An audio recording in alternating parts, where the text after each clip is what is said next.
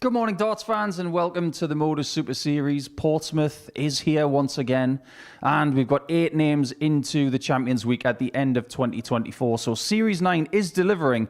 But before we get into today's action, let's see what happened on Saturday night just a couple of days ago.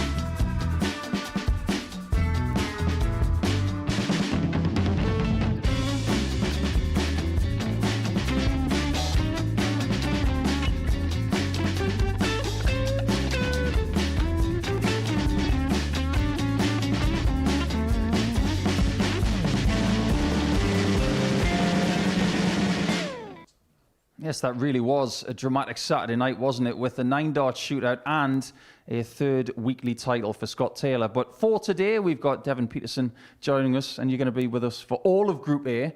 But Saturday night, it really was dramatic, and most dramatic for Scott Taylor having the 9-dart shootout and the win. Yeah, 100%. And I mean, it's beautiful when you come to Portsmouth and join you at the Modus series. I mean, probably most eloquent and articulate man in the comms box.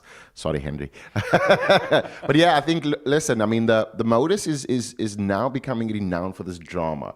It's cooking up all of this, but it's because of the quality of players. I mean, having a 9-dart shootout, I don't know if that's even more strenuous than them playing a knockout game. And then obviously coming through winning. Scott Taylor has been phenomenal on that stage. He's won. He knows what it feels like to lift that trophy.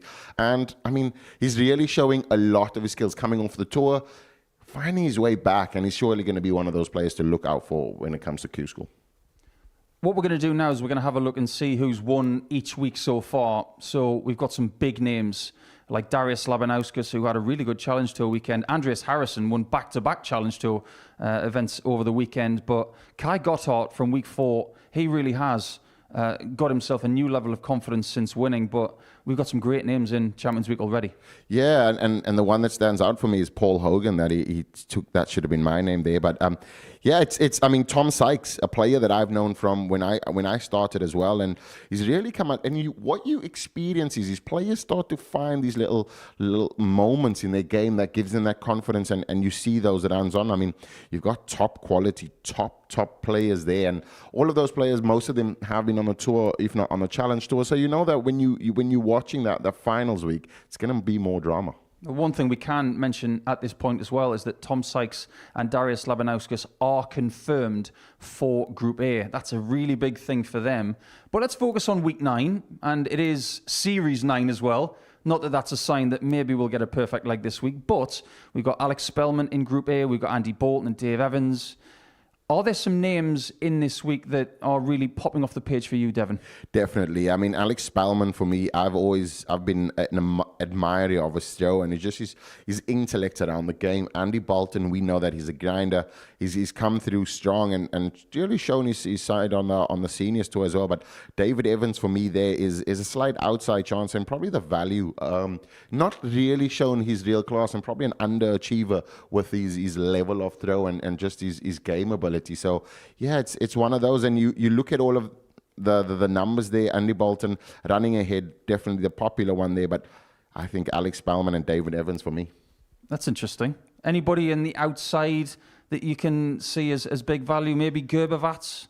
Yeah, I think, I mean, with Romeo there, he's one of those players. He's played on the big stage with the World Cup for Croatia. He's really shown on the Challenge Tour and committed to the Challenge Tour. The one thing that is, this stage here definitely shows, I mean, the games come in very quick. It's quick response. So if you have a knockdown, how quick does it respond? Because when you play on the Challenge Tour, you're knocked out, you have a day to think about it, you come back. Over here, it's rat-a-tat. So it's going to be one of those. I think Brian Raman as well, I mean, he's probably one to, if he's not going to come through in Group A, I mean, he'll probably find himself in the lower groups. I think if it's Group C, he'll probably top that and have a run to the final. Well, we've got two really, really big favourites for this week. Starting off, it's going to be Spellman against Bolton. And earlier this morning, I had a chat with the Cross-Border Challenge champion from April this year. Alex Spellman has made the trip over the Atlantic, and I had a few words with him before he started practicing this morning. Alex, great to have you back at the Modus Super Series. It's a rather big week for the United States, having you back here, isn't it? I'm absolutely looking forward to it. I've turned down a couple invites. It's been since January. Feels like it's been forever, but I'm ready to go. What's the form like over the last few months? Because we have seen some bits of you on YouTube and things like that, but tell us how you're feeling. All year, it's just been constant inconsistency working on my throw. Only in the last couple weeks does it feel like I'm in my 2023 form. Does that mean I'm going to pull out this week? I don't know, because you come in knowing that you're playing well, so you put a little bit of expectation and pressure on yourself to actually put it to work. But I'm very, very close to being at my best. With that in mind, does this kind of challenge give you the impetus to find even more? Oh, absolutely. That's why I'm here. I could feel things at the back end of the year kind of coming together again, and whether I can't possibly do worse than I did in January. I don't know that I'll do as well as I did my 2 trips over last year, but this is less about winning the week for me and more about proving to myself that my form is back. So even if you don't come out with a win this week, but your form is going in the right direction, would you see that as a win? That is a win, absolutely, because we're approaching the end of the year. I didn't qualify for Worlds this year. So I've got 2 months to get ready, 2.5 months to get ready for the Masters in January. So if I come out of this feeling like I lost with quality and won with quality, then that's just going to springboard me into a great 2025. Well, we hope you have a fantastic week, Alex. All the best. Yep, thank you. Here we go then. It is week 9 and we start right here. 104 games separate us from knowing 9 names into the Champions Week, which will start at the beginning of December. But all the way from Boone, North Carolina, Alex Spellman, at the age of 35, is back. A 2-time weekly finalist, as you can see, with one of the best dart shirts you'll ever see, up against a 2-time weekly winner in Andy Bolton, who has a phenomenal record in making Saturdays and qualifying weeks. 7 times he's played and 7 times he's qualified for his weekly final. In fact, the only time he's never made it through to a Saturday is in the Champions Weeks he's played. So, he'd like to put that right over the next 4 to 5 weeks. Game on. But his first job will be to get a result against Spelman and to get a 3rd weekly win. Interesting week, Devon. It'll be really fascinating to see who has 140. the best of the early battles, let's put it that way. Yeah, I think especially on day one. I mean, both these players, it's a tough opening game. 140. But we know that on a Tuesday that would be the closing game. So you kind of the week's not won on a Monday. Let me put it that way. Been here a few times and kind of know that you need to be in a certain position 100. on the Monday to set you up for the Wednesday. So yeah, I mean both Andy Bolton and Alex Spellman, both phenomenal throwers of these pieces of tungstens, and I like specifically just the way in which they throw is just such composed. I'm really envious of that technique. But like you said, I mean, it's going to set up beautifully. 60. We've got 3 players that have really smooth and solid throws. So you know that mistakes are not going to come left and right. It's just going to be missing by margins. This is a really strong start from Andy. 180. And one of the reasons why he isn't going to feel any ring rust is because he's played 4 Challenge Tour events over the weekend. So coming here to Monday morning, he will feel 45. sharp. And he required And 41 after 9, it doesn't get much sharper on a Monday morning. And look at on that. The first leg. We might Andy not get a Bolton. better leg all week than that. I sincerely hope we do. Second leg, it's Andy to throw first. Game on. You did say it's Series 9, Week 9, so we have to get the 9 data. And I mean, starting off with a solid 11 there, Andy there, the 81. X Factor Bolton, and also breaking the throw. That's such an important breaker throw as well. But I always say that the break is great, but the hold is what obviously counts the most. 140. Yes, it isn't a break unless you hold in the next leg. Andy fell short of his target over the weekend. 140. As it turns out, getting to 4th position in the Challenge Tour Order of Merit would have been good enough for a World Championship spot. And it is many congratulations to Wesley Plazier and to Connor Scott, because they've got themselves 2-year tour cards. Places at the World Championship were already guaranteed via the Pro Tour Order of Merit. But Christian Kist and 100. Alexander Merktz came out of the backfield and got himself a World Championship debut. Many congratulations to the former weekly winner here in Series 2. 60. Spellman has scored very, very well in this second leg, trying to bounce back straight away. 60. The Challenge Tour making opportunities 121. and dreams come true. A World Championship debut. But yeah, we have Alex Spellman. Needs to find the 11 or treble. Big number miss. He won't not like that at all. So he'll have to set up and 81. watch Andy Bolton come back for this 120. 120.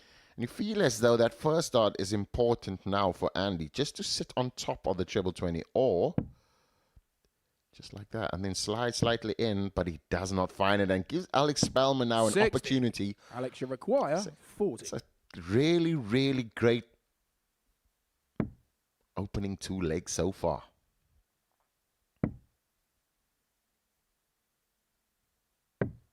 $30. And he Not this requires time. 60. And Bolton, who has this nice neutral upright angle of attack, he doesn't have to move too much because of that. Game shot the second Turns leg. out hitting the left Andy side of the Bolton. single was perfect, and 2-0 lead is exactly what X Factor has.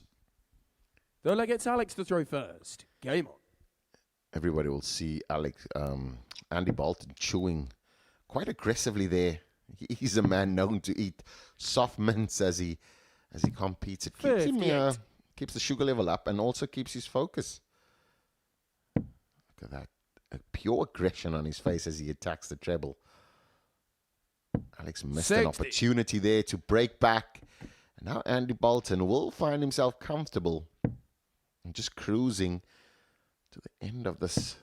Unless Alex Spellman 59. finds a rich vein of form. He was scoring well in that previous leg, but just didn't manage to kind of close it out. 95. It's been a really decent season for Alex, but based on his words from this morning, he's trying to rediscover his 2023 form. But even 100. with a reduction in output, he has still won the cross-border darts challenge in April.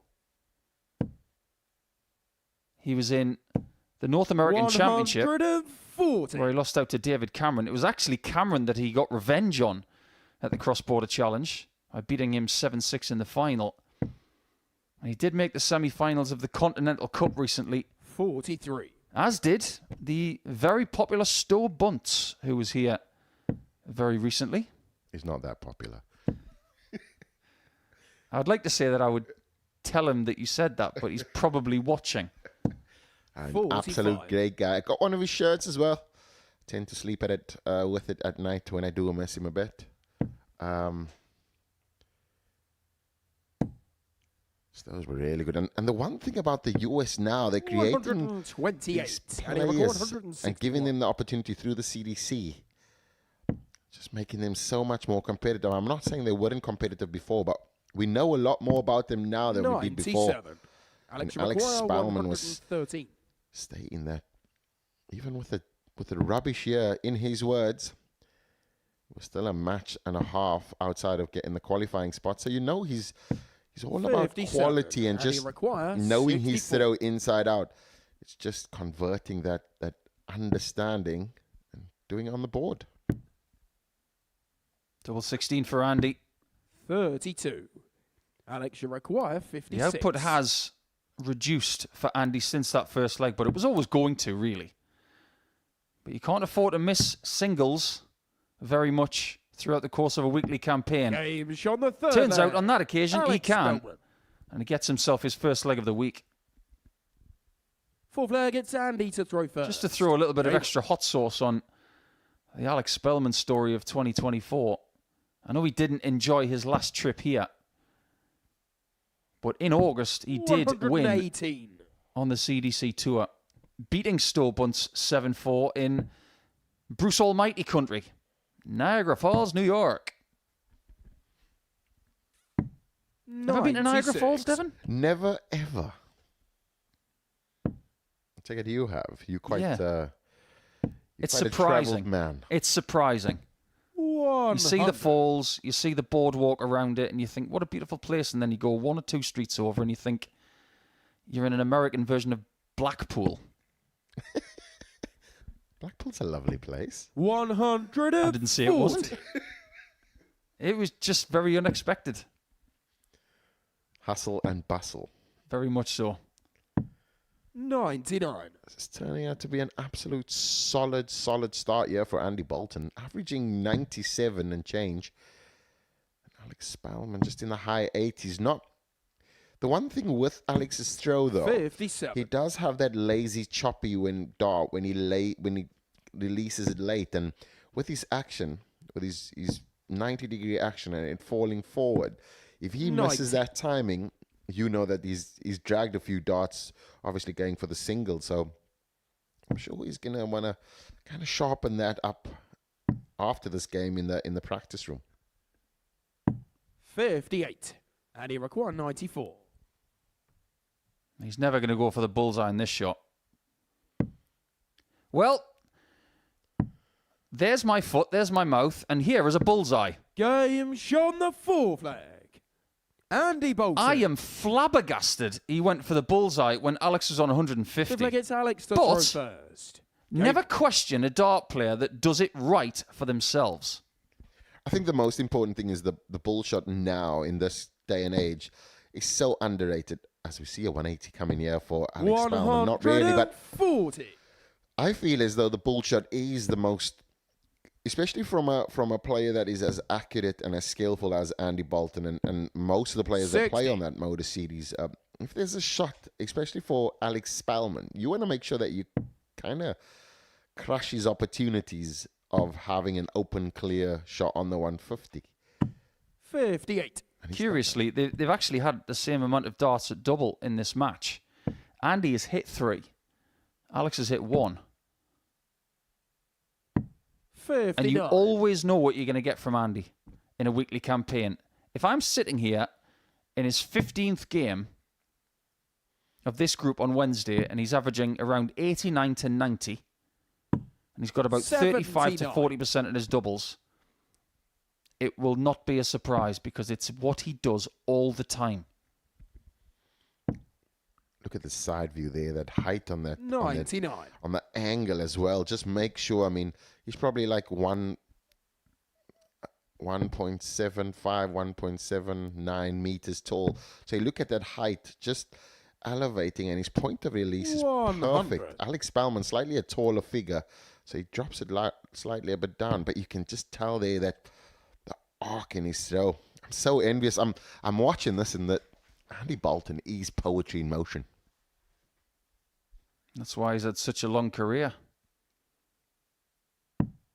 And arguably more successful 136. over the last 2 or Alex 3 Maguire, years than ever. 124. Albeit at the second level of PDC darts. Or indeed with us. This is a bullseye for Spellman. Game And that's the shot second the bullseye in a fifth row leg. in this Alex contest. Spellman. And we keep going in game 1. Sixth leg, it's Andy. Ladies and to throw gentlemen, first. you've Game on. experienced the clairvoyance that is Paul Nicholson. How did you call 2 bullseyes in a row? Well, I have a bee in my bonnet about bullseyes, actually. After watching 60. a certain movie franchise quite a lot over the last few years, in darts, what we tend to say is bullseye before they even go for it. 139. Whereas in a very famous Tom Cruise movie series, I'm trying to say it without saying the movie. 140. It's Top Gun, who cares? They say bullseye after they've hit it. So when they actually get splash 1, which is taking the plane down, they say bullseye afterwards. 100. That's actually a naval term when they've hit one. But we say it before it's even hit. It's because the operators that we operate with are really 58. highly skilled. So, I mean, the margin of error, yeah. But, I mean, calling 2 back-to-back, seeing 2 back-to-backs, great. Calling 2 is even more amazing. Snap that up and clip it up for socials. As we see Alex Spellman, 140. dominate in this leg, and trying to break back the throw and make sure that he has the throw in the final leg. But so far, 85. that final Alex treble Maguire, there, 122. saving Andy Bolton's skin and giving him an opportunity. But you feel as though Alex Spellman, I'm going to leave that up for you, Paul. He doesn't need the bullseye this time. That'll do. Game shot What a the great sixth first game. leg. Alex averaging Spellman. nearly 93, Andy 94. And Seventh this is and why final leg, it's these Alex 2 to throw players are the first. favourite for this Game week on. because they are starting like they mean to go on. Alex just clicked on there midway through the game, and you look at that and you now see that throw just 135. when you're in that rich vein of throw, like just knowing that everything is working, technique, release, it now puts Andy Bolton under some pressure, and you won't see his throw wilt, but you 60. will see he does have an extension on his throw when he's releasing late and tries to compensate for it. Alex Spellman, just feels like the treble is at the tip of his fingers, and he can literally put it in. 81.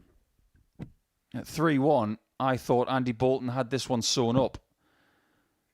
It just goes to show that Spellman has got a very big shovel to dig himself out of trouble. 100. A maximum yell will put massive daylight between them. Alex now just wants to make sure he doesn't go with the trebleless visit. She'll give Andy an opportunity to just come in, but that 100. last dart, just sliding over the top and just adjusting, That's the skill of a top operator, because that bid was blocked without flights. 140. One big mistake from Alex, and Andy will think he'll get a chance to take 201 and 6. But if Alex takes care of this in 2 visits, this is going to be 55. a brilliant, brilliant victory. I think we could preempt a possible another bullseye for you, Paul. Well, this was 59. the checkout that Alex, changed the require first game of 130. Saturday night for Anton Östlund.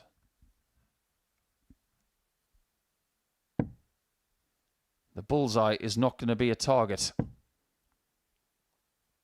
But this is a really big ask for 80. Andy Bolton. And he require 2 trebles needed 142. to get a shot at his desired double. He's got options here. Andy Bolton needs to be nigh on perfect here.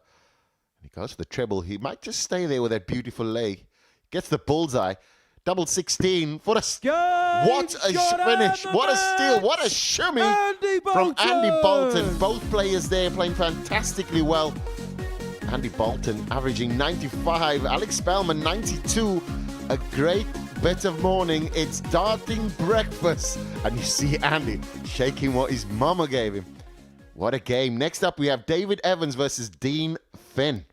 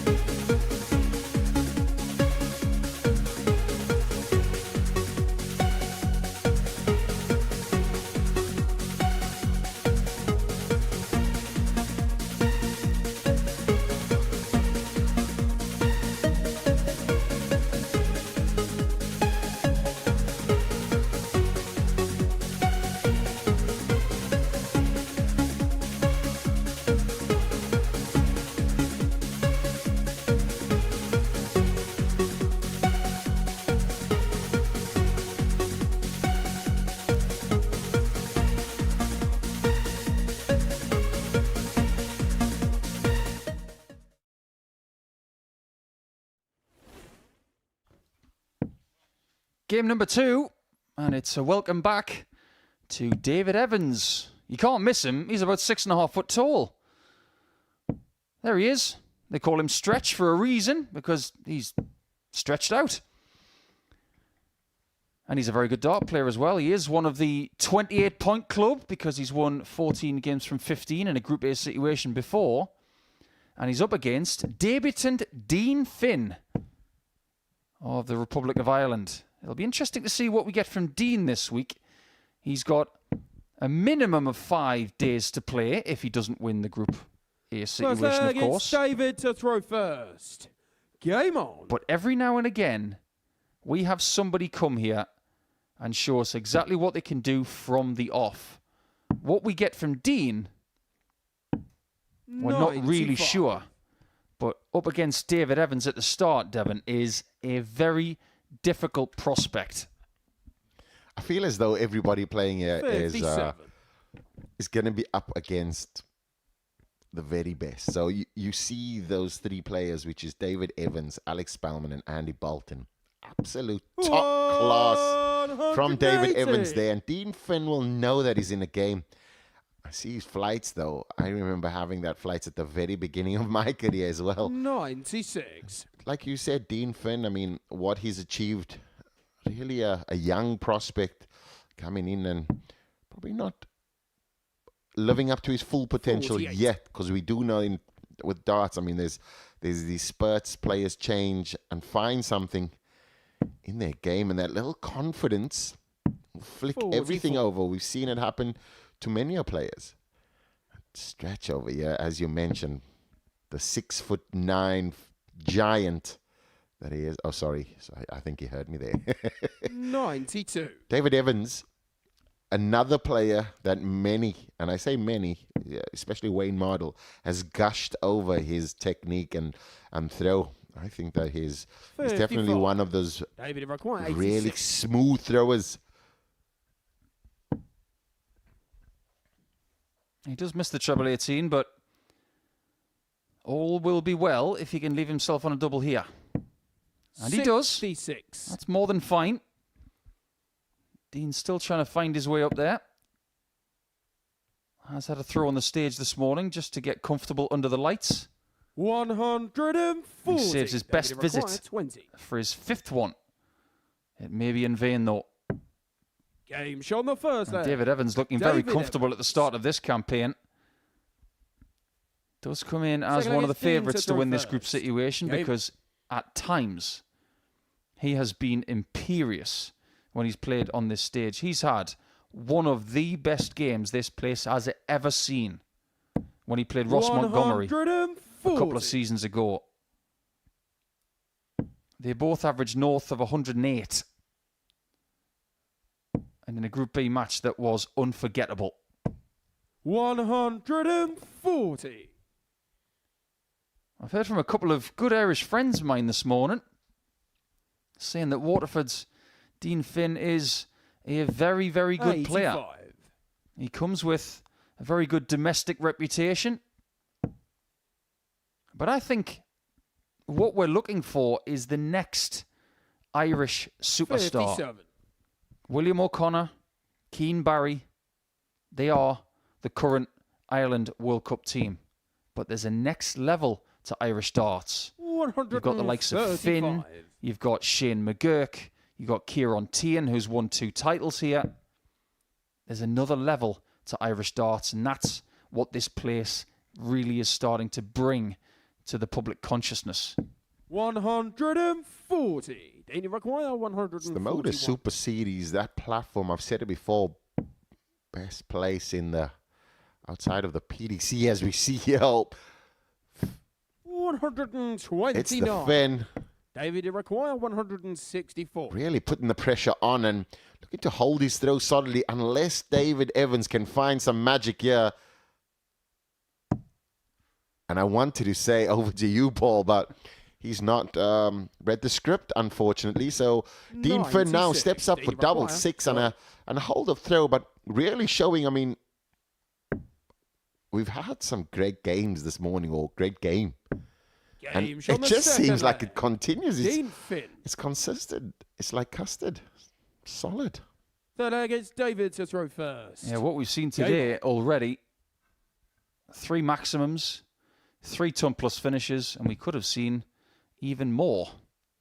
And if you're Romeo Gervat and Brian Raman in the practice room, you're 134. thinking, when we play our first game, we've got to join this quality. 140. Now Dean is starting to warm up. He is a diminutive character. He's a bit like Killian McCormack, a left-hander we've seen here a couple of times from Ireland. When you come to the Modus Super Series, 57. size doesn't matter. It's all about what you do when you throw towards the board. We have great players who are under 6 feet, even close to 5 feet. 134. And then you've got players like David who are closer to 7 feet.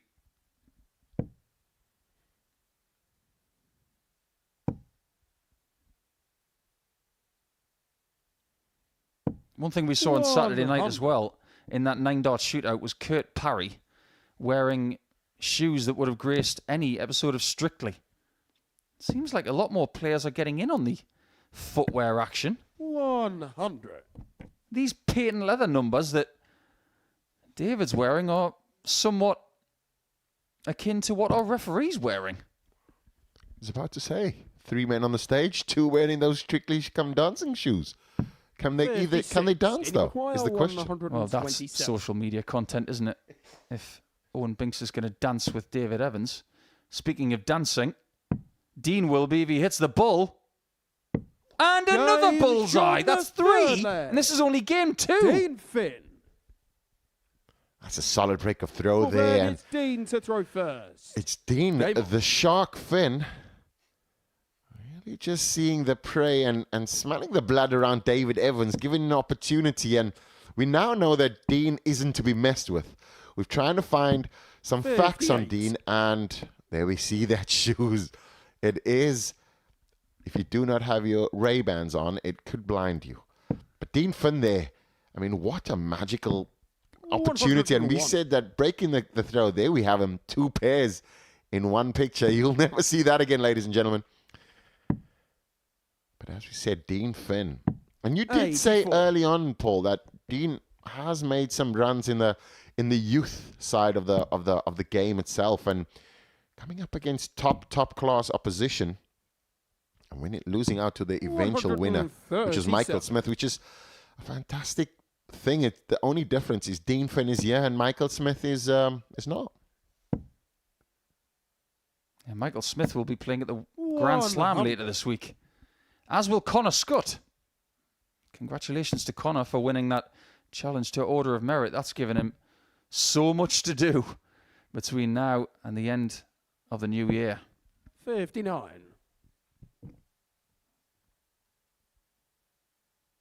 Yeah, Dean lost to Michael Smith in the 2013 World Youth Championship quarterfinals. He did lose 6-0, 53. but that was after he'd taken out Josh Payne. That was 11 years ago. It probably doesn't feel like 11 years ago for Dean. 60. And as with a lot of young stars coming through, it's all about darts and more darts and more darts. But then life and employment, they get in the way. But then there's a time where the window opens again. 138. And it really has this week for Dean. 144. I feel as though David Evans has to be perfect here. The first dart sitting nicely. He's done that in the game before this 96. as Dean well. requires 2 legs 68. before this. Dean Finn now with an important hold of throw. He's going to have 1 dart if he gets the big one, and he goes for the double tops all the way to the top and Game gets it in the shot, middle. 4 flag.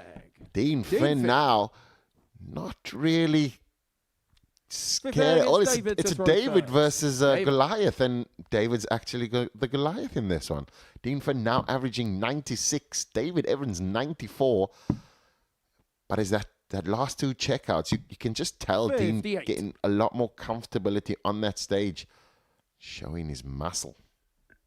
Yeah, finishing today has been spectacular. Spellman 3 out of 6. Bolton 4 out of 96. 5. David Evans hasn't missed a double in this match, albeit he's only had 1 shot. But Finn is 3 from 5 as well. 40. They are seeing the doubles today like they're the size of a barn door. And that dot on the floor there for stretch, that will be music to the ears of Dean, who really has 125. put his foot down there. Almost rubbing salt in the wound for David.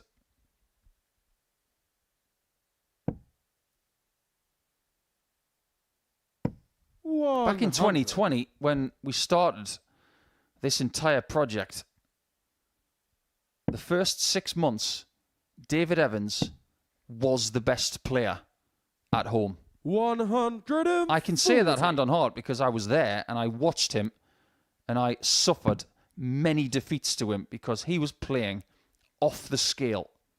He took that form to the 2020 Challenge Tour and found his way onto the PDC Pro Tour the next season.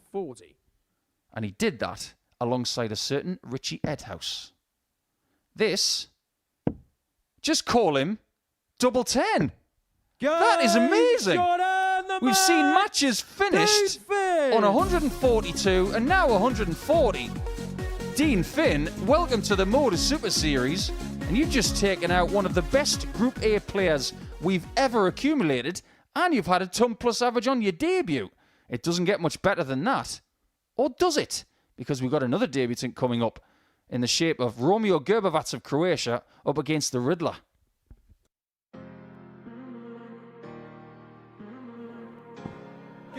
Very good dart. He's done it. Not today.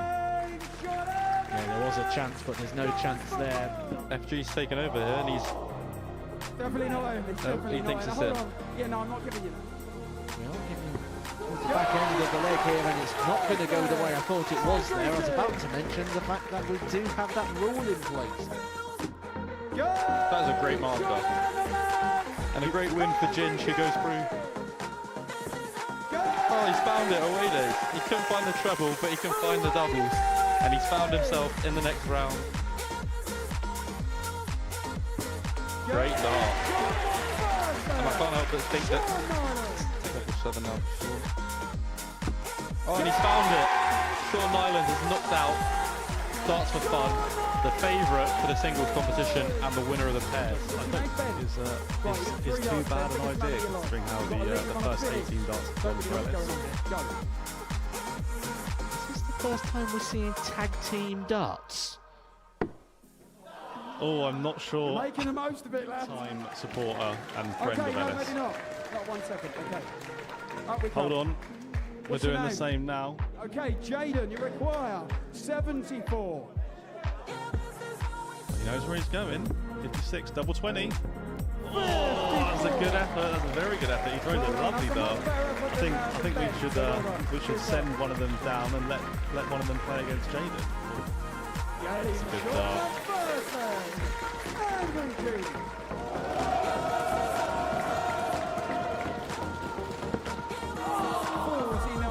Plenty of dartboard to use for one of the most unorthodox ways you'll ever see a semi-final being won.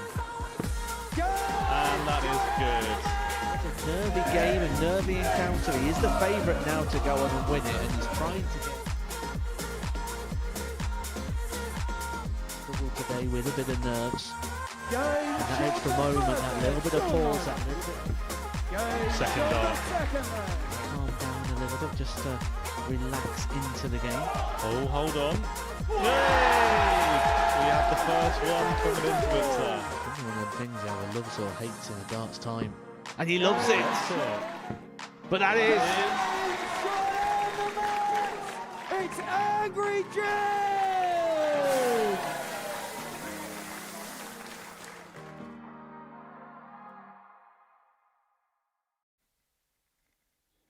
Romeo, Romeo, wherefore dart thou Romeo? Oh, he's on the stage. He's on the stage. There he is. Wherefore art thou the Riddler? He's there as well. Well, if this game is going to be as good as the first two, you don't want to go anywhere because the first two have not disappointed at all. And I'm sure that this young man from Darmstadt is not going to disappoint either. It is his debut, and he's up against a seasoned campaigner, 2 years his junior. But if you've not heard of Romeo Gervat before, then you're about to, because he's played PDC World Cup for Croatia, he lives in Germany, and he is a workhorse. He loves to practice. And apparently he likes to chat to referees as well. Might just be getting the rules of the road. First leg, it's Romeo to throw first. And now, Let's see what you're made of, Romeo. This guy has got talent. He's played on the European Tour this year a couple of times. 57. And he doesn't mess around. I think if we're going along with the theme of this morning, none of the players have been messing around. And this would just... this is the last game of... 100. Of the first three, so we'd have seen a 60. real sample of each of the players we would have at the end of this game, and we kind of know who's really on it for today. And we did say early on that 81. Monday's Super Series isn't won on a Monday, but it really gives you a sneak 60. peek of who's going to be the performers come Saturday. So far, the top four. The first four have been the top four. 96. Yeah, this could be the quickest match of the group. Or should I say, the quickest fixture. Because they're going to have 3 fixtures over the next 3 days. Romeo require 167. And Gervat is on a finish already. He's not going to provide us with a 102. bullseye finish at the start of this match, but I wouldn't be surprised if we see one a little bit later.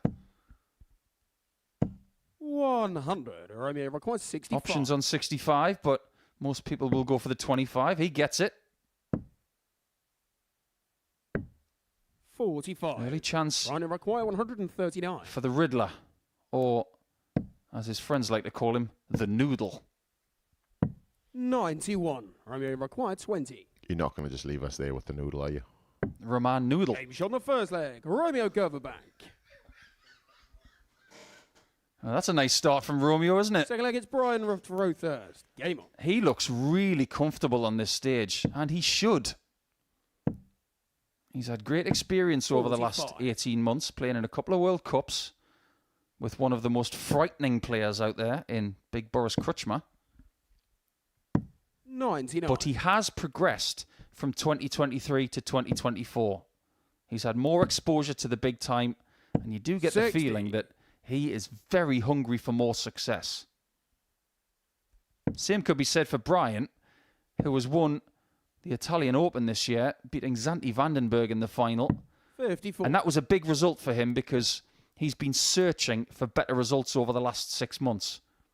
And that win on the 15th of September really has done his confidence the world of good. He's going to be coming to the Global Championship as well for the ADC 121. before the end of the year. So this week will not be his last visit to Portsmouth in 2024. He might even play 2 more 121. weeks after this if he's successful. And you just know that the one thing with 105. Brian's game is the speed of his throw. And he's very much a first start merchant. If the first one goes right, it's great. But if it's not 40. right, Brian the Require, speed just doesn't 107. allow him to adjust. He tends to kind of pull it. And this is what we have seen 77. in previous series, is this early morning start doesn't always favor players that are quick, because you kind of need to be in a flow, in a rhythm, and it requires you to kind of start off. And we see here, might want to kiss that off the battle. 75. Romeo Romeo here record might 50. find himself 2-0 up on his debut. Comfortable. The second leg. Comfortable. Brian Romeo Raman will be Gervat. kicking himself there. 2 dots missed at the 36 to check out the 93. And Third leg, it's Romeo to throw first. Romeo Game on. might be in a kind of a... It doesn't look like he's extremely comfortable, but he's doing enough, seeing as Brian Raman only averaging 85. 78 so far. Now, what I expect to see from Gervat this week 100. is a mid-80s level and decent doubling, but every now and again, I will expect something explosive. 180. A bit like that. Because it's there. It's definitely in there. It's just a case of when it comes out. 140. Brian might just be the right dance partner for him this week. Because I think he's more comfortable playing slightly faster games. 140. He's now starting to stretch the legs and just finally scoring. 72. The one thing Romeo that does 196. happen is with Brian, does show a lot of emotion when he does miss, and that gives players an opportunity, as we see here. 78. Romeo there on a 12-dot finish. That would have taken it just away from Brian a bit. Romeo Does require put some 80. pressure on him. This double 9 isn't easy, but he's now going to have to get the 1. Double 4. No score. It's a bit of Romeo nerves. require 90. Yeah, that's a bad dart. Does he get another shot? He might not. 62. Well, I just Romeo, you wonder require if 80. you'd rather come back for double 9 or double 4. He doesn't Shot care. the third It's leg. 3-0 to the Romeo Croatian. Gervat back. Very Well, much an against Brian to untapped throw resource first. when it comes to European darts, in my opinion. So many great players in the Balkans.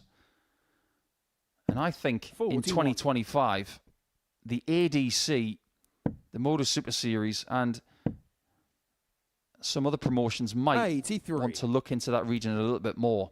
The WDF really are holding a lot of tournaments in Hungary, 100. in Serbia, in Croatia, and places like that, and even going into Italy now. But it's time for those players to start travelling a bit more and to put themselves under pressure. 95. And I think Romeo is ready to do that. You can only really tell how good you are when you play against 140. opponents that you know can actually push you. And that's when you kind of find those levels and break those ceilings. I think, like you said, Romeo is probably one of those 137. players that have experienced that and hungry for a bit more. We've seen Brian Raman, like you said, win the Italian Open, and now 180. flexing his own muscles and showing he's not going to just be a pushover. He's got all this prestige, all this 100. caliber, Romeo require all this 40. experience. Wants to make sure that he gets his first points on the board. Doesn't want to mess this up. Game shot on the Does fourth not leg. mess it up and Brian finds a Raman. double 10 on the last dart, and he clearly wears his heart on his sleeve. player Now gets both Romeo to players throw first. averaging, Game. like you said, high 80s, which is a great standard. This is certainly Romeo's to lose right now. All of the 99. averages registered so far today in completed games are over 92. This group, on paper, 58. really was promising. Round 1 has not disappointed.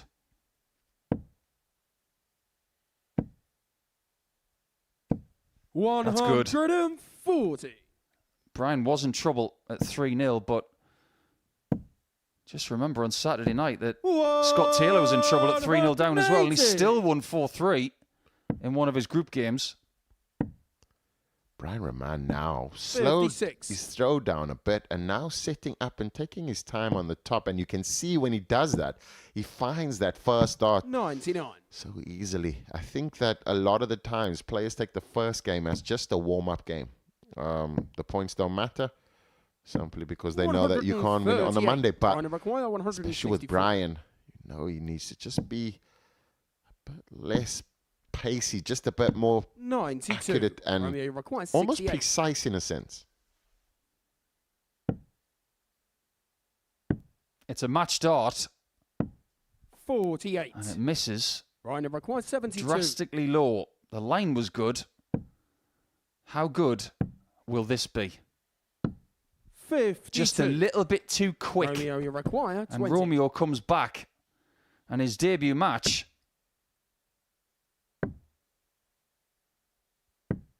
50. isn't finished Romeo yet. require 20. He's now missed 4 match darts. Game shot on the And fifth Brian leg. takes full Brian advantage, Raman. meaning he's very much back in this match because we're back on throw. Sixth player gets And Brian he to throw fully first. believes he can Game- get out of this. That seed of doubt has been planted in the mind of Romeo. 180. Brian Raman now has woken up and took 3 legs to get into it, really. 95. Now finding his pace, finding his throw. You can do it in the practice, but when you get on stage, oh, it was nearly a week 140. 9, series 9 with the perfect 9. Would have been amazing. But I mean, this is what we know Brian can 140. achieve. And he also knows that, and I think the most important thing is just getting your first start correct 96. and taking your time on that. He is a quite quick player. sometimes that pace will it will be the part of his game that will 58. ruin his game. Ryan require 85. Interesting.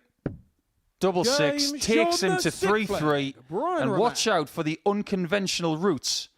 But boy, does he know the dartboard more than most. Seventh and final against Romeo to throw And after first. being 3-0 down and dodging 4 match darts from Gervat, this is now a one-leg shootout. 100. This is a very different match now. That's the beauty of the dartboard mats. Really just 140. it's different in European areas mostly. I mean, in the UK, it's quite conventional, quite down the middle, just consistent, based on 30. almost probability. If you look at the European calculations, it's more based on there's 60. a lot more thinking that goes into the breakdowns. Especially from Belgian players. They are revolutionary darting mathematicians. 137. In a strange way, if Gervat wins this leg, 58. he'll be more pleased winning this game 4-3 than 4-0. Because it means he's won and come through a test.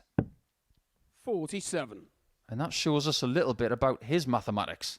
Because going for the bullseye after the 19 there, that was exactly the right thing to do. 85. What can he leave from here?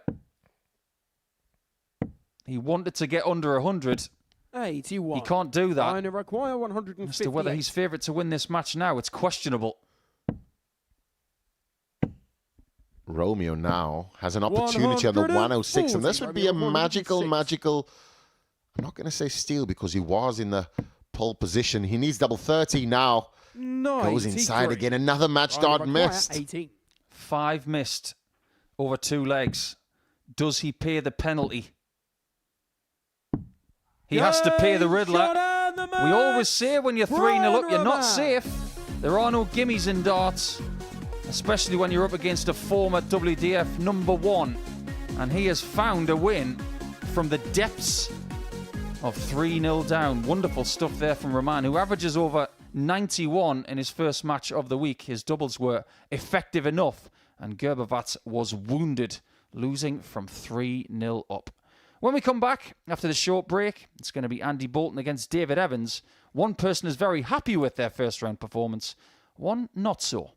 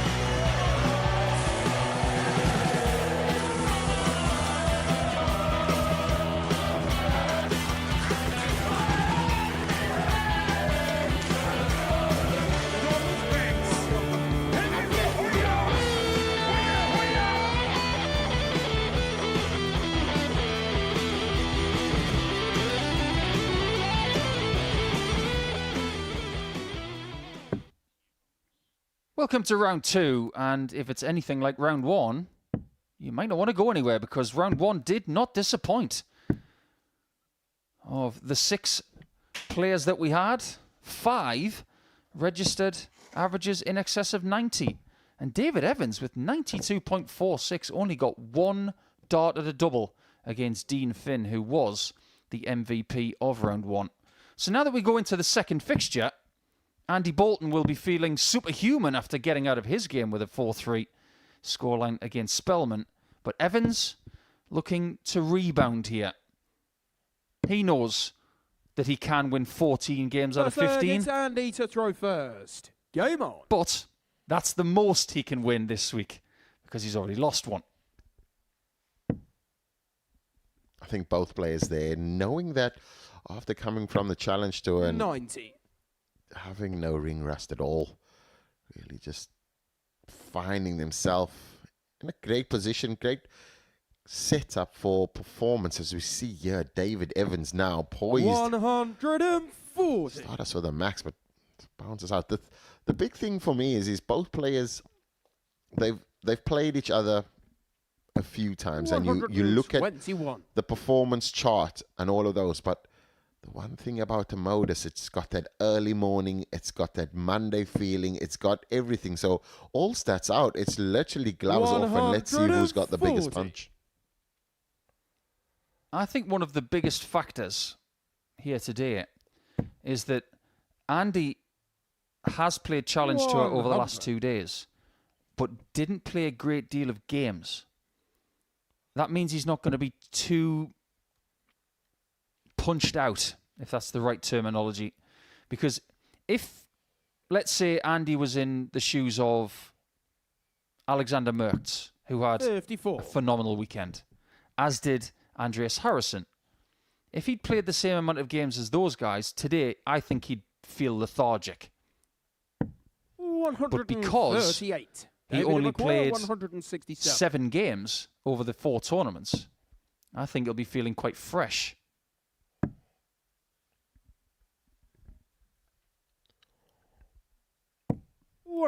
David Evans missing an opportunity there for the bullseye 167, and Andy Bolton here scrapping for this 32 to hole throw. He's going to need to shift now. You see a pout. That means there's a spot of bother. 20. Ricochets off, and David Evans has done all the hard work. Now finds himself 3 darts at double 14. He's going to fall, drop low into the bed. Goes next door and finds the double 14. David Evans there. He's won 1 leg before. Second leg, it's David to throw first. Game on. A bit the same as he done in this leg. And that was it. And then it was a Dean Finn show. Will it be the Andy Bolton show after this, or 60? I feel as though for David, when he starts a game, his confidence is high, he does what he needs to, but when it's thrown back at him, and this is only off today, seeing that again from Dean Finn, he does kind of tend to drop a bit low, the dart tends to block, and that obscures his scoring opportunity.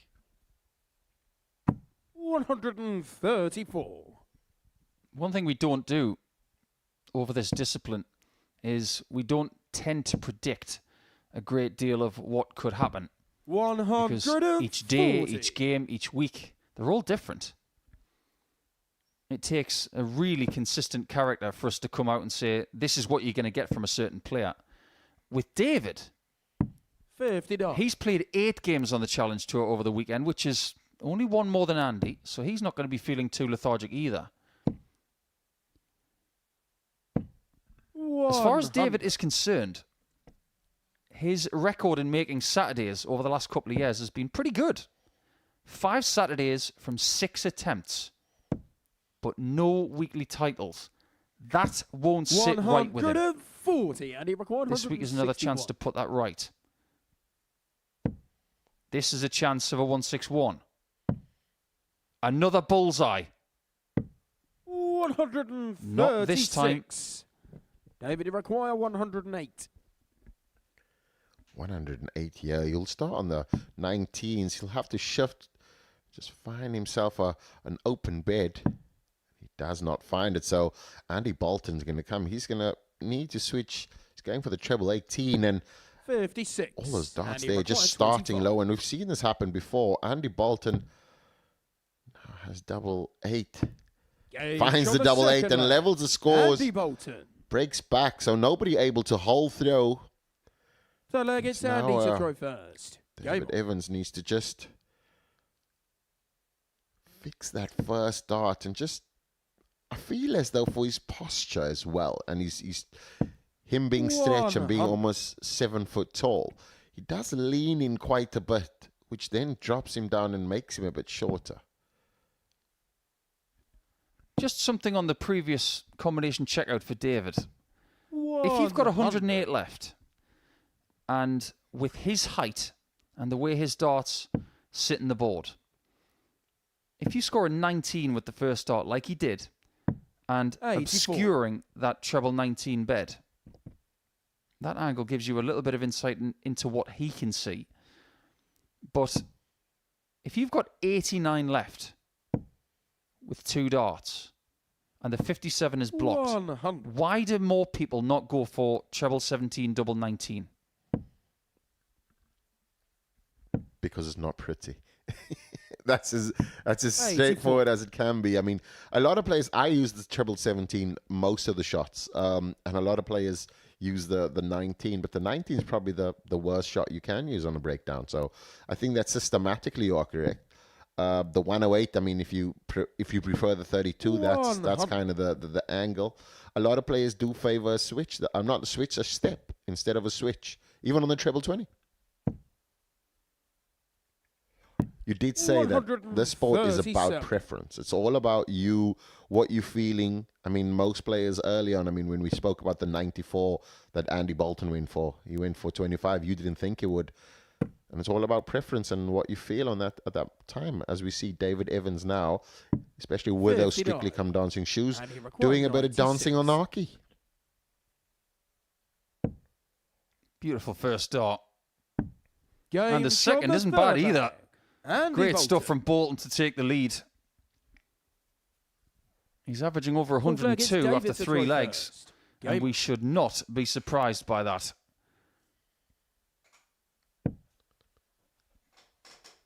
Using the term journeyman for a dart 58. player, or should I say, in this day and age, journey person, because the same could be said for some of the players in the female category as well. If you've been around a long time and picked up 134. some good titles, but I say this every time Andy's here, and I use it as motivation for him. Not that he needs it, but he hasn't got that title that befits someone of his 140. experience and skill. Let's take someone like Les Wallace. He won 2 ranking tournaments in his career. 100. One was the World Masters, one was the World title. He can walk around for the rest of his life saying, I'm a World Master and a World Champion. What does Andy say to people when they meet him for the first time? What have 58. you won, Andy? He'd probably have to think which title to reference. And it may be a title that a part-time dart fan has not even heard of. 140. I really hope that before the end of Andy's career, he's got that title that he is distinctly proud of. I think it's closer for the seniors title than it is a PDC 100. major And he title. require But I mean, we've seen, 127. I mean, the level, the consistency of many of the players coming through on the PDC. I mean, we've just seen Richie Edhouse win a championship. You've seen Mike De Decker win as well. So 59. the David, it the require tournaments are there to be won. 145. I mean, just putting yourself, but it's not only about ability, about potential, but it's also about managing emotions on stage, understanding what it takes to be a champion, and also just kind of walking 55. that week without And he stepping requires into 68. mud, really. If he stays clinical, he's going to be 3-1 up. 28. Very close. Evans David, has it require options. 90. If you're feeling a bit flirty, bullseye first. If you're feeling defensive, go for the 20s. This has got to be attacking. And it is. Game shown the fourth. A bad first attempt at David 15s, Evans. but the second was perfect. And it's 2-2. Every grey cloud against Andy to has throw a silver first. lining, and Game that on. first dart nearly hitting the double two and not obscuring the bed, and David Evans could just use it, but Andy Bolton there missing an opportunity to go 3-1 up 56. and on the throw as well. So we're back on throw. It's 2-2. David Evans did find some height there, and if you watch him there, you can tell exactly when his dart's going to actually release low. It just has to 58. go above his spectacles. That release needs to be early, and when he does that, he finds a treble bed all the time. And a player and a coach like yourself, Paul, I mean, 81. that's a big part of knowing dynamics of body markers, if you call them that. Yeah, checkpoints for everybody. It's very important whether you have a set position. 82. That means that you stop, then you draw it back and you throw, or whether you are someone that has one fluid movement. Everybody's got their own checkpoints. 97. As long as you get the most important one right, you will feel confident that you will throw very, very well. Now, if we may actually say that Evans is not throwing badly 55. today at all. He's averaging 92 for the day. He's 60% on doubles, and he could still walk away with 2 defeats. That's how good this group is. 57. Rice smile there from Andy, and he never normally smiles on the stage. He's all business, all aggression. But that time there, you just know it could have been so much different. He's got 42 points. He's 72 of what he could have got. 42. Really great throw. And I think that if you look at the way in which Andy throws as well, when he's relaxed and throwing easy, he's more accurate than when he's aggressive and trying to force it in. I think that's the case for most dart players. Highest finish of this match is 96. That beautiful 2-dart kill from Bolton. 94. He'd like to And he step it up a require little bit more 109. by taking this out to add to his tally for the day. There's that treble 7 for the 3rd time in this leg. 101. David He will think he's coming back, 170. but David Evans has hit a 170 on the stage before. He's not going to add to his tally. 58. And you feel as And though he the way in require which Andy 8. Bolton's darts lay, the first one just outside would be a perfect shot, and then bouncing it in off from that, that's a massive bounce. 6. He left the door open And there, he and I require would have 112. bet my house, car, and probably my washing machine on that one. Is the door still open for Evans? The door is ajar. And now it's closed. Maybe the door just wasn't high enough for the very tall Lancastrian. 31. And he require 2. Double 1. First No time we've been score. in the madhouse today. David require 81. And David Evans is hoping that Andy does not knock on the door once again. Double 13.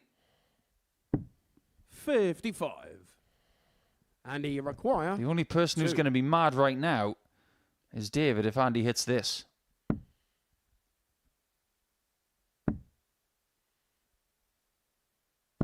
Game shot on the 5th. I was just about to say, which Andy marker does he Bolton. want to use? It's almost as if he used them both. 6th player against David to throw first. Game on. Shake of the head there from Andy, and just look at the averages now. It's been slashed, but Andy Bolton now on a 20% checkout in this game, averages mid-80s, and that's purely because of the 81. finished and the missed doubles in this match so far. Andy 3 out of 15. 99.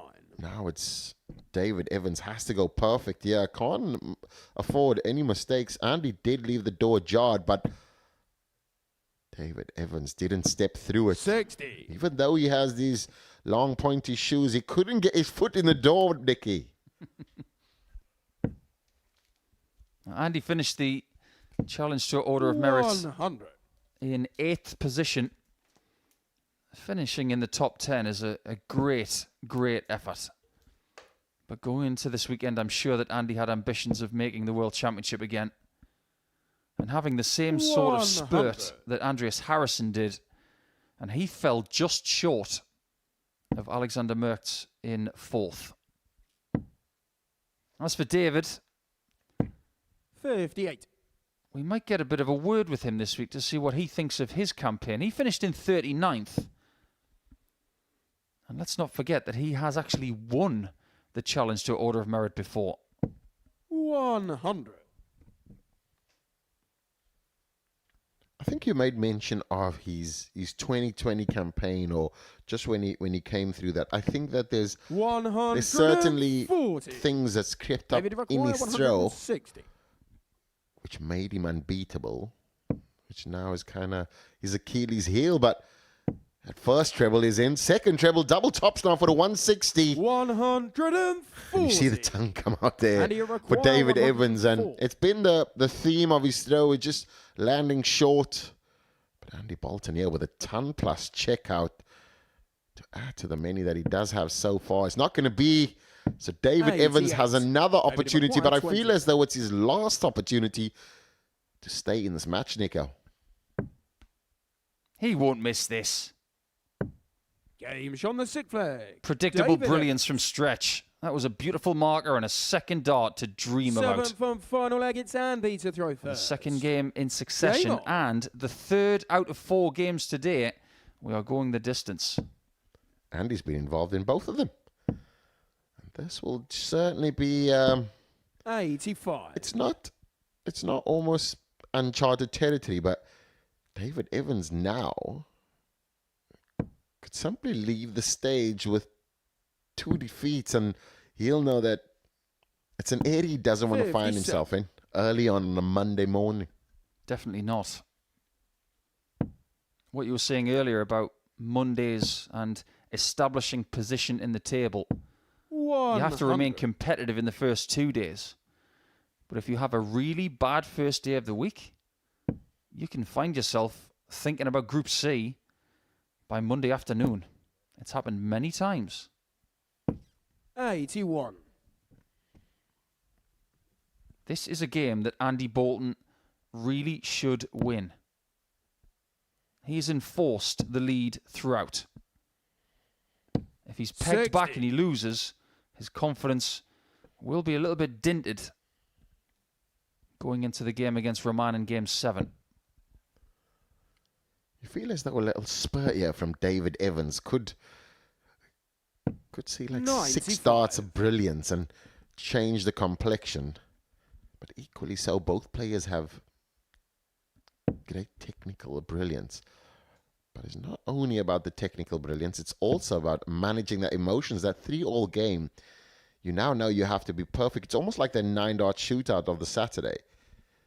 And it's 42. it's one of those where you have unforced errors, like we've seen there from Andy, and he's hit that 7 bed 4 times in this match. He's starting to recognise it as well, and that is a bit of an error from Evans. 60. He was banking on getting that treble 20 with dart 2 because he didn't. He was never going to leave a finish.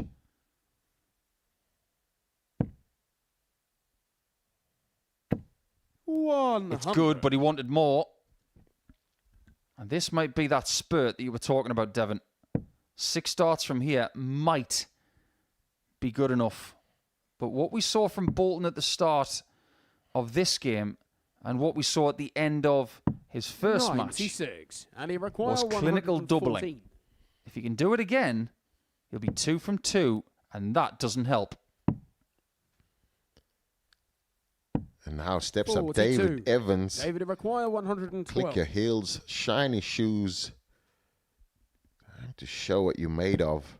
Needs to step and find that left corner of the bed. It just stays low, and Andy Bolton now has a 88. massive, massive opportunity And he to go 2 requires from 2. 72. He might only get one dart at a double to finish this one off. Double 16. 40. David couldn't look, but now he can. David, it Right in requires front of him 24. is double 12, which will give him a 4-3 victory.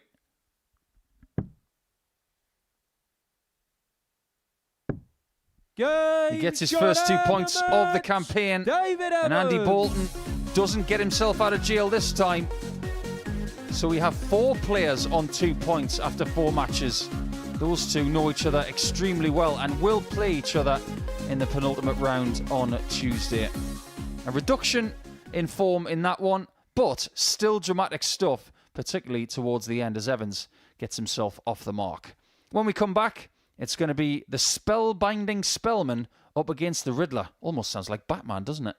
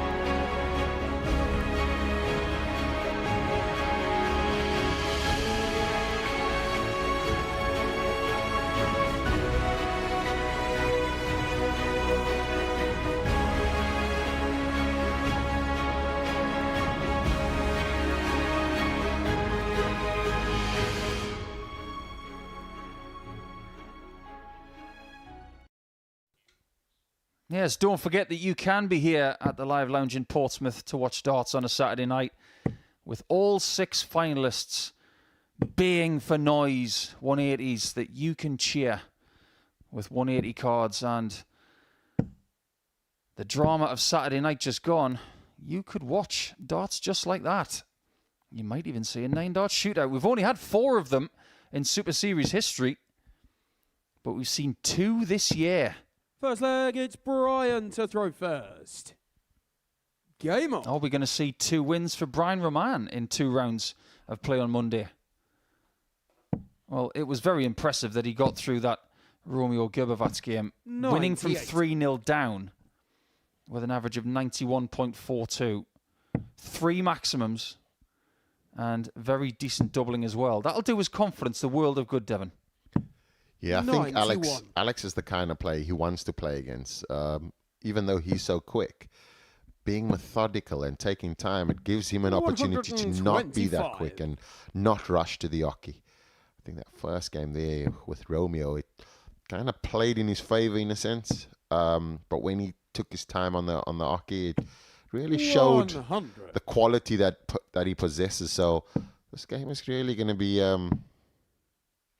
solid. I think that Brian, if he goes ahead in this game, he'll be more methodical. If he goes behind in this game, he's going to start rushing and be aggro and kind of almost pacing around behind Alex because he'll feel as though Alex is so slow. So it's going to be whether the Riddler can unravel Alex Spellman. 140. The early signs are good.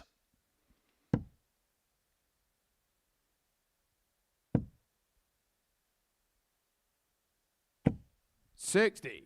Brian require 80. Let's just hold the phone for a second because Raman has got so many tricks up his sleeve. He decides to go for the 2 singles. 40. Alex, you require 150. I feel as though that was double tops, actually. And I just pulled it in. But certainly not executing there. But has another opportunity with that big 114. single. That mess there from Alex. But 36 is waiting. Raman does not want to make a mistake here. And he does not find the last dart. Brian Raman. A little bit of a sigh of relief and a Second pound leg, it's 20 Alex to throw doubt. first. Game on. He's got to show patience this week. If there's a disappointment, you soak it up and you move on. If there's something positive, you go with it. 98. I just want to get your insight, Devon, early on in this campaign, because the last time we saw Alex, he was using 58. a medium stem, plastic in nature, with a foldable flight. Since we last saw him, he's gone to this molded version with the streamlined stem in the middle. Do you want to give our viewers any sort of insight as to why they would change from foldable to molded? I think the number one thing is understanding the perfect angles of your flight determines the way in which the flight flies, how you control it, and what that feeling is when it hits the board. You know exactly when you're playing with a folded flight, it's not the same feeling. I mean, I've moved over and you can tell there's a clip on, and a lot 65. of this, and I mean, with the greatest respect of all the manufacturers, when I started playing with a Condor Axe first in probably 2020, that's where my career kind of went from strength to strength, simply because there was no doubt in my mind that the equipment was 100% correct. The flow and the feeling, I mean, we now have different variations and versions of it. I feel as though the one that Alex is playing with has a bit of a more of a dart heavy kind of feel, where you feel the dart a bit more simply because that middle bit is missing on the stem. But what we do know is that from the Condor Axe and the K-Flex and all of the others, there's different feelings. So I feel as though if you are a new player or a player looking to level up, the molded flight is the future of the sport. Let's see if he's damaged by that missed single. 20. Brian require Still waiting because Brian's got himself on this tricky finish. Now, he could go anywhere with this. He's going to stay there. In times gone by, I've seen Raman go 51-51 bull in that spot. He's got to go left of that one. Perfect. Really well measured by Alex. Spellman. From Boone, North Carolina. Third leg, it's Brian to throw first. A famous town because it was mentioned in the Big Bang Theory once. 56. Alex Spellman, though, when stating about his flights and his equipment change, the way in which his dart lands in the board now is a bit more flatter, which gives him a lot more of a follow-on. When your dart stands up, I remember when I was playing and my dart was standing up now, upright. It was easier when you threw on top of the triple 20. But when you hit below, it's a lot of shifting and moving it around. I've now subsequently moved over to the tri-flight, which is the Condor Axe 120, which is a new version, improved version of the standard, and I think it will take a bit of a time to kind of catch on, but the way in which it flies there, it's just true flight, and it's phenomenal how manufacturers are now looking at this to elevate the game. Before, it used to be about the board that we played on when we played on the thicker wires and all of these things. They've gone from thinner wires, players' feet, the shoes, triple 20, all of these now, and now then it's the shirts, and now we're looking at the darts and the flights. I mean, 64. Unicorn was one of the first to kind of play with different weighted battles, and you can alter your weight whether it's front loaded or middle and all of these things. So the sport is definitely moving into the right direction from a scientific perspective, and it's definitely benefiting the players.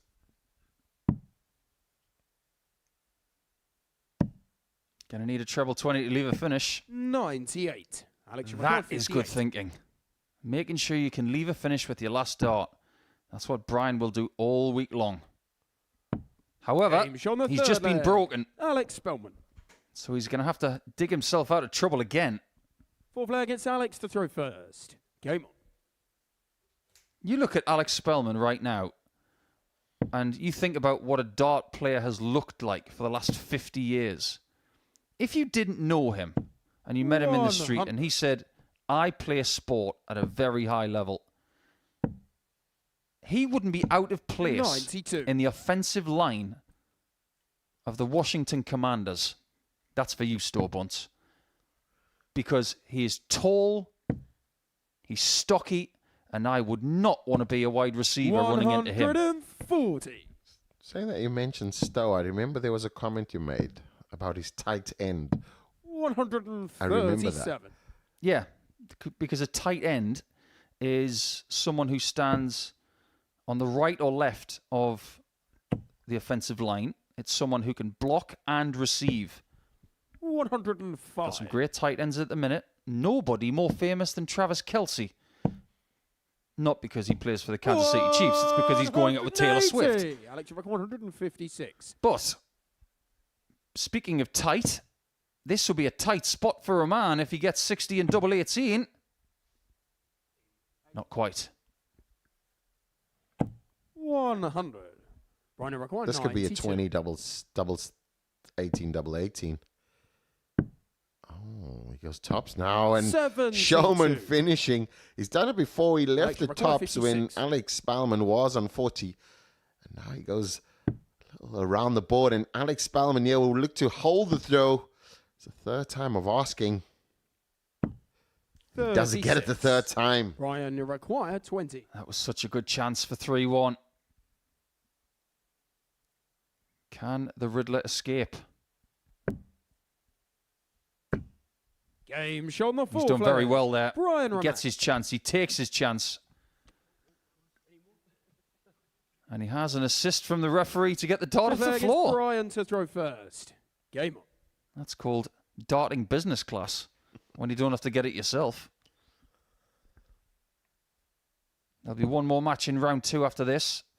Dean Finn against Romeo Gervat. And we look at Dean Finn with very different eyes now, don't we? After he averaged 101.24 in his debut match. Many of my friends in Ireland, and I do have friends in Ireland, Alan Keown and a lot of the others have been speaking about Dean Finn and very highly about him. We've literally sampled a small bit of Dean Finn. He's a tiny man, but great stature and amazing player. I mean, really showed his class against David Evans early on and hitting those 10+ finishes. And you look at the platform that Modus awards players. This is virtually like you playing the World Championships all week, because you're going to be on YouTube streams for 5 days. Players are going to know who you are. People are going to know, and manufacturers will know who you are. It's a really, really great opportunity, and especially if you show your best side. It's literally audition to the world.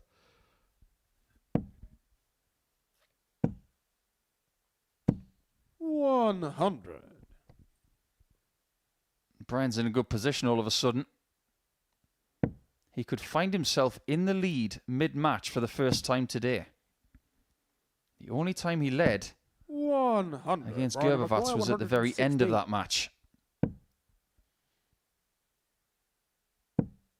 Can't get past that one.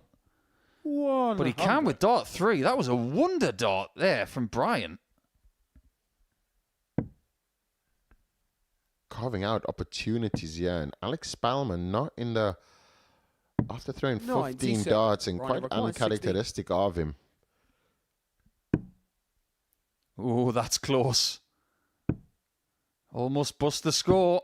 Game shot on the 5th. But he's got another wonder dart right there. Goes right through the posts.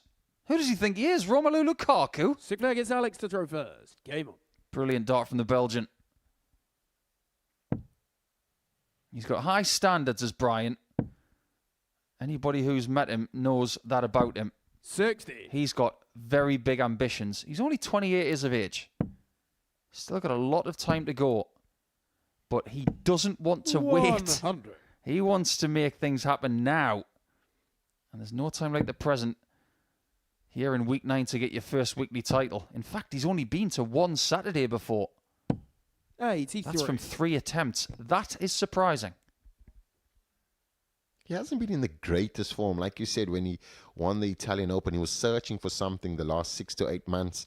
And when you come to the Modus, you have to be prepared to go against 57. some of the very best players that don't have a tour card. Like you see Alex Spellman, Dave Evans, Andy Bolton, and obviously Dean Finn as well. And you realize very quickly that you need to be punch ready. 38. Because you could get a quick punch and it could knock you out. And there are going to be more players coming in later in the week as well. Say no more than Thomas Banks. Winner in the previous series and now the ADC Tour Finals champion. Beating Gary Stone in a final very recently. 60. His confidence will be sky high when he comes in later in the week in Group B. But the confidence of Raman is growing. 180. Alex, you require 106. Does he get a look at the 105? Over to you, Alex. And back to Brian to possibly give us a result we haven't had today 105. in 2 ways. Someone holding their throw and 4-2. We haven't seen 85. either of them Alex, you today require so 60. far, and we might. Not still.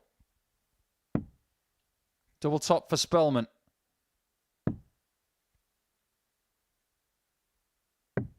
He doesn't miss, and we go the distance again. Alex Spellman.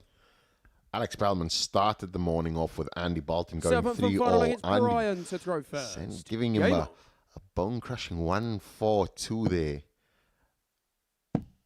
And now he has to find 100. the similar game, because he played well in that game, and hope to have an opportunity because it's Brian Raman's throw. I don't know about you, Devon, but at this stage, I know it's early, 100.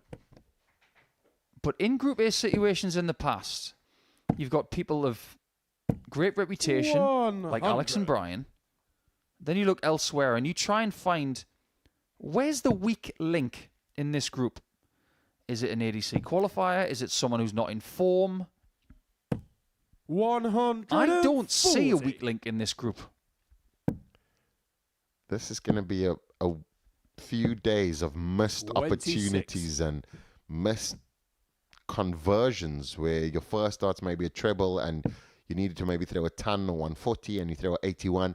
I think that's where this is. It's high end, so the mistakes and the margins are going to be very low and limited to 1 or 2.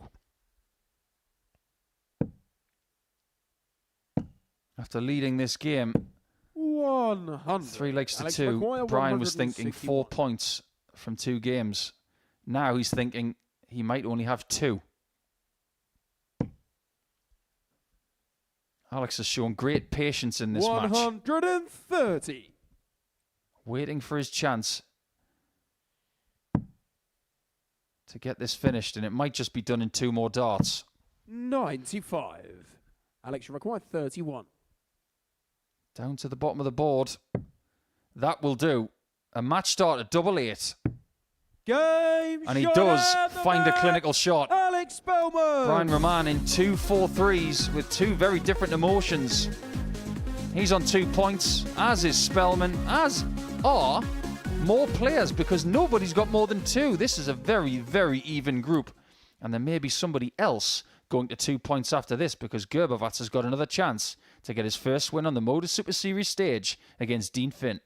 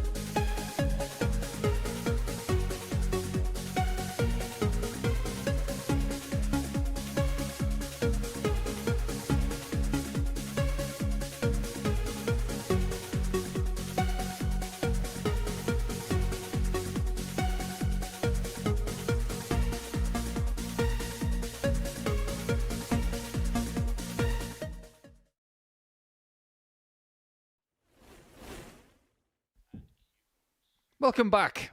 Time for the end of round number 2. And the loquacious nature of Romeo and Dean, that will now be put to the side. Because now they have to get down and dirty and figure out how to beat each other. Dean Finn will be thinking that this is easy. Over 101 in his first game, beating David Evans by 4 legs to 1. As for Gervat, who was 3-0 up against Raman, he let that slip. And he has a chance now to put that right. First leg, it's Dean to throw first. Game on. We do have a bit of a pattern today.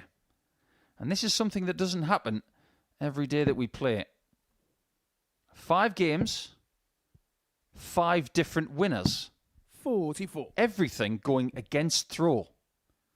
So if you believe in patterns, It's going to be Romeo Gervat who gets the win in this game, but 121. things aren't that simple.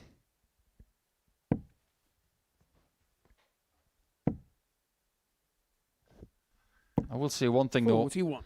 If Dean Finn wins again with another ton plus average, I'm getting some of those lion flights. They are quite cute, though, aren't 60. they? Yeah, it's certainly a debut to remember, and both players making their debut today.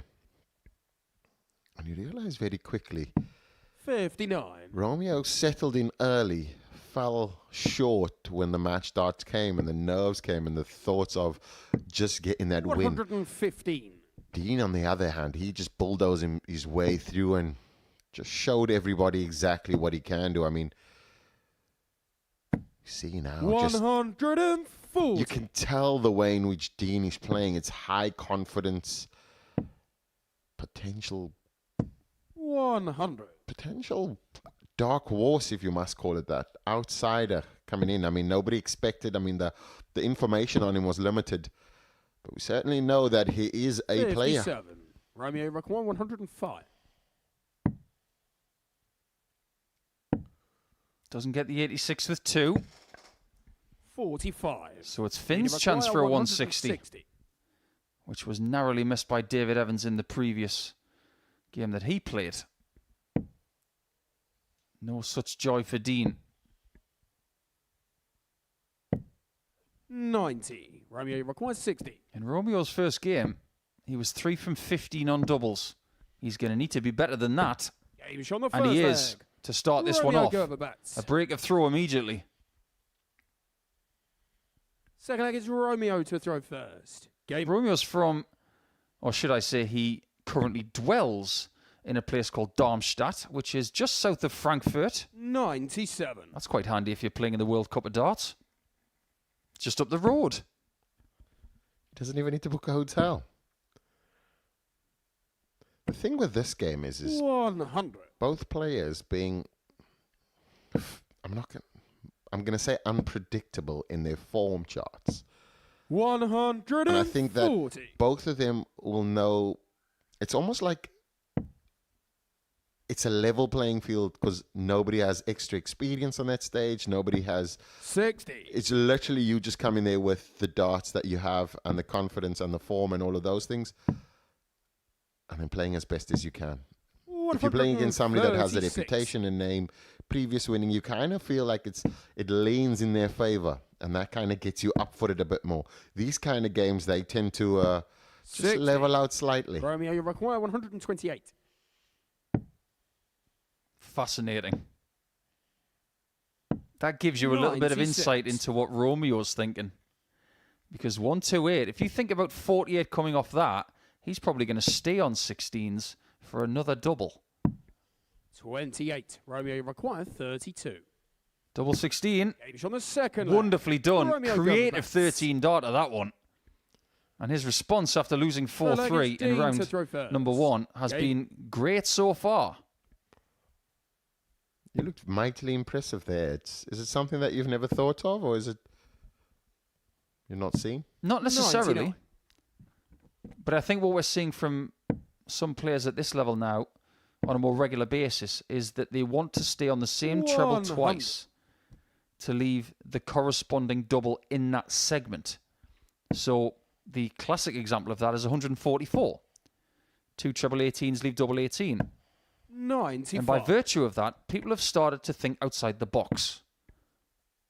What other numbers correspond to something like that? 83. Let's take 136. 2 treble 17s and double 17. That's something that I would see from a Keegan Brown or a Brian Raman. 95. It's happening more, and it makes sense. Players just using the dartboard mass so much more. 100. Just more expansive. It's like the Globetrotters of darts, really. Yeah, you play the game conventionally like James Wade, 134. or you play it like Brian Raman does, with an AI calculator in your head, 58. or somewhere in Romeo between. 78. 78 now for Dean Finn, and give him a hold of throw and just at least give him 54. something to settle. Romeo, you Or require 106. Romeo could have really just hurt him there and just chipped out a 160 that would have 15. Daniel this require game out of. 24. Second time that he would have been 3-0 up. Game shown the third leg. Yeah, it's really nice from Dean. Good answer. He's going to find himself in a few different situations over the next 3 days. Game. How he responds to that will educate us as to how good he really is. And 59.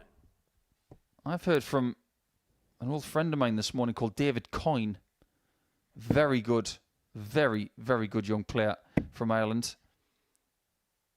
Doesn't play as much anymore, but he has told me that Dean Finn is very highly regarded in Ireland. This is the platform where people, obviously players that are almost giants in their hometowns, in their countries, that are unheard of on the challenge tour and the main stage, and like you said, employment gets in the way, family and all of those things that don't allow them the opportunity to actually go to Q schools and all of this. And now the ADC and Modus Super Series has given them that opportunity, and now we get to see players like Dean Finn and Romeo as well turning up on stage and strutting their stuff, representing their countries. 83. Such an amazing sport darts is.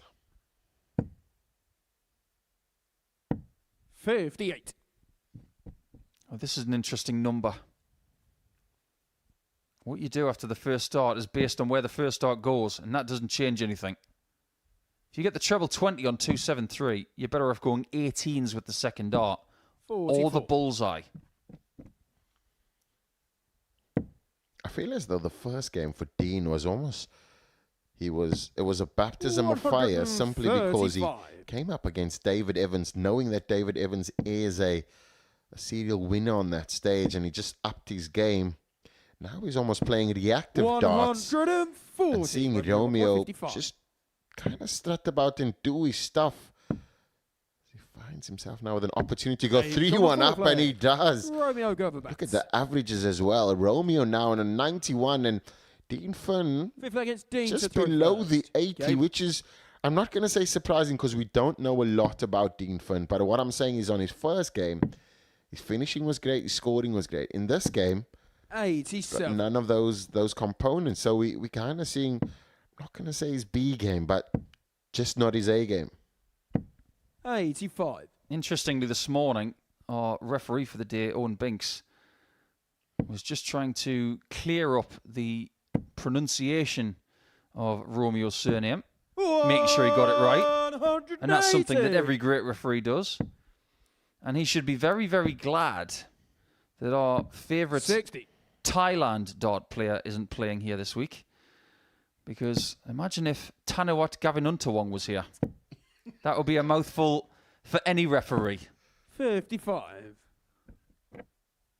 Still my second favourite darting name behind Wilhelm Schwingenschlurgel. You just made that up. Nope, that's my Austrian friend. Still waiting for the day that he qualifies for the Austrian Darts Open in Graz. That'll be a joyous day. 99. If Gervat wants to get a win, I think he needs to get it in this leg or the next. Because if it goes 3-3, 140. he's going to get 80. a little bit of a shock like he did in his first game, potentially. Double top for Dean. 40. That was Romeo, so close. Require 160. Remember that Romeo had 5 darts to win his previous match. He gets a shot to win this one. He wants it finished. 98. Daniel require 40. He missed double 18 for his game before this to win, and opens the door for Dean Finn.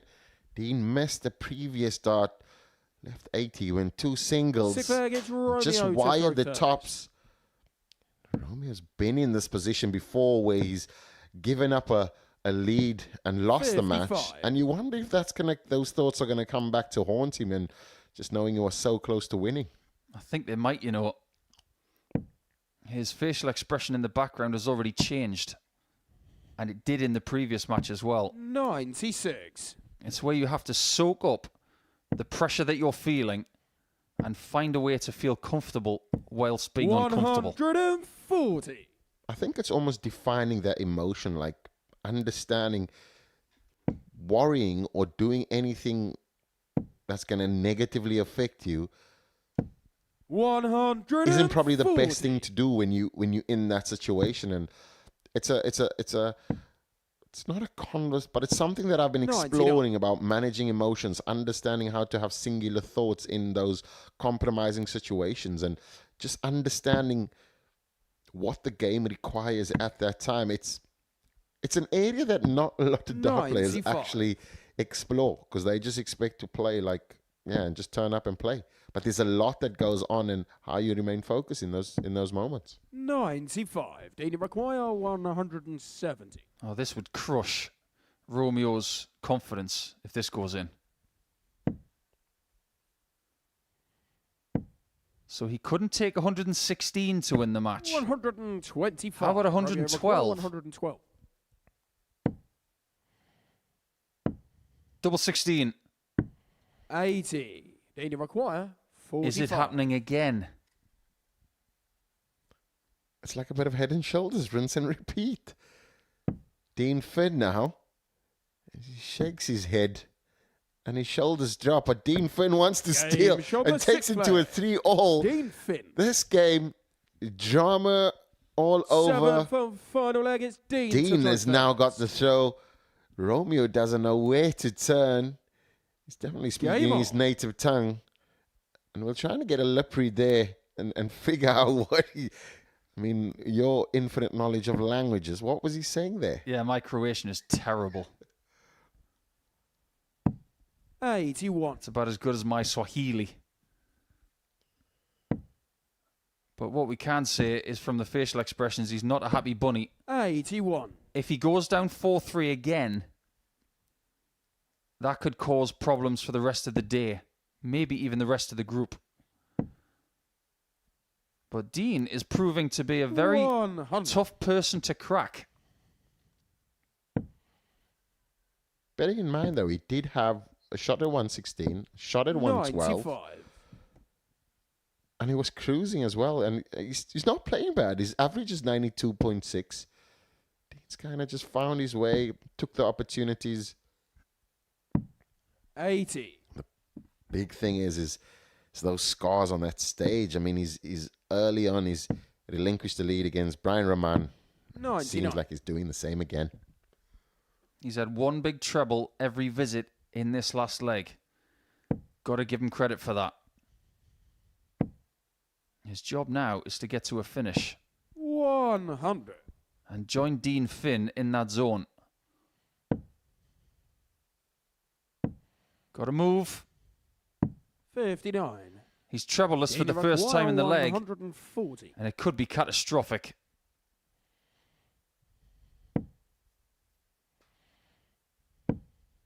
Can he leave tops? That is a wonderful dart from Dean. 167. And Romeo knows he needs to hit this. Doesn't get a shot. It's a great attempt. 99. But this Dean, is to be the only undefeated 40. player after 2 rounds of play at the start of week 9. Double top for Dean Finn.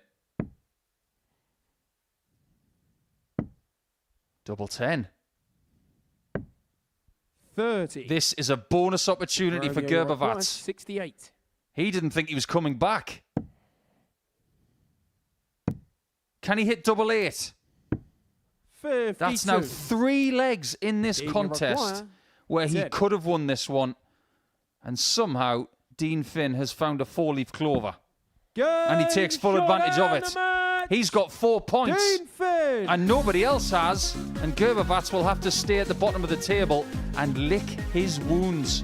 Tough times for the Croatian, but glorious times for Finn, who finds himself at the top of the tree. Obviously not playing as well as his previous game, but he won't care. He has won that one by 4 legs to 3.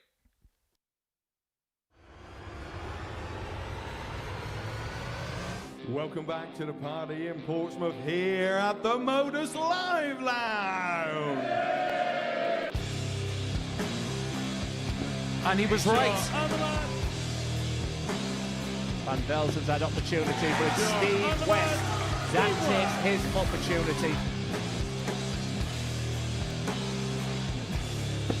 Does he get one this time? The jury's out. Is the double in? Listen to that! And Jimmy Van Ski is still alive! He's made it! And Marvin Van Velzen!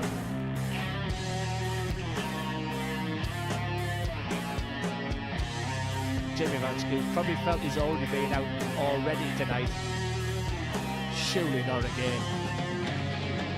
Oh, Jimmy! It's a wry smile.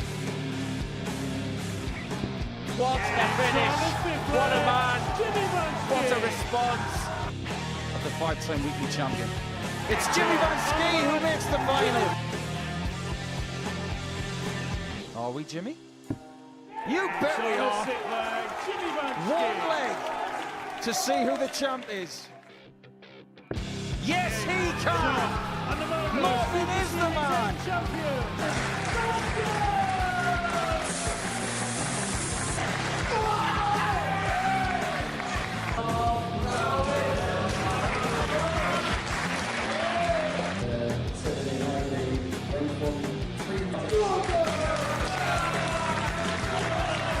Marvin Van Velzen!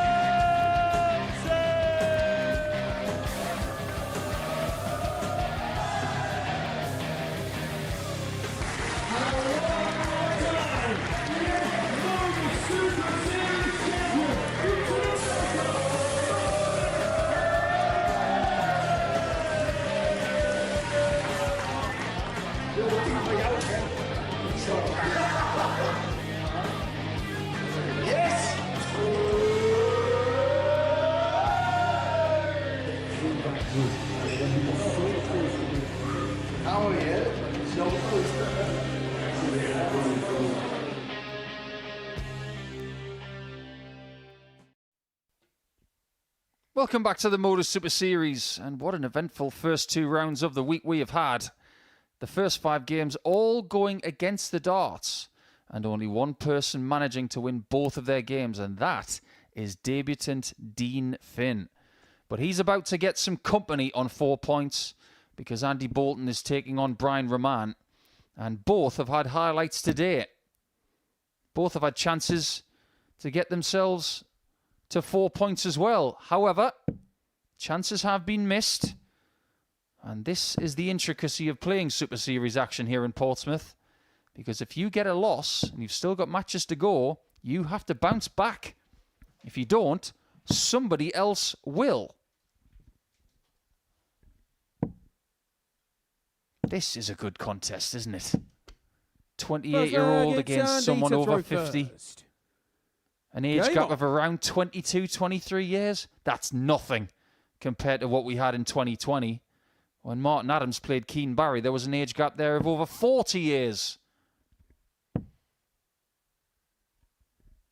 125. And that just shows you how inclusive the sport is to different spectrums. One start in his life and one 50% through his life.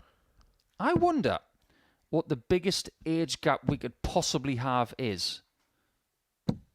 Now, Martin Adams is the oldest player to have played here.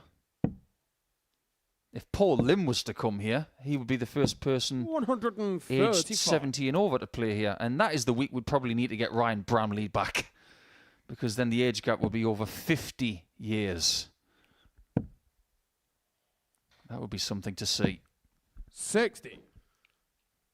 Coincidentally, Ryan Branley, who had a fabulous debut here in this series, he made the semi-finals of the Italian Open that Brian Raman won. That was just before Ryan made his debut here.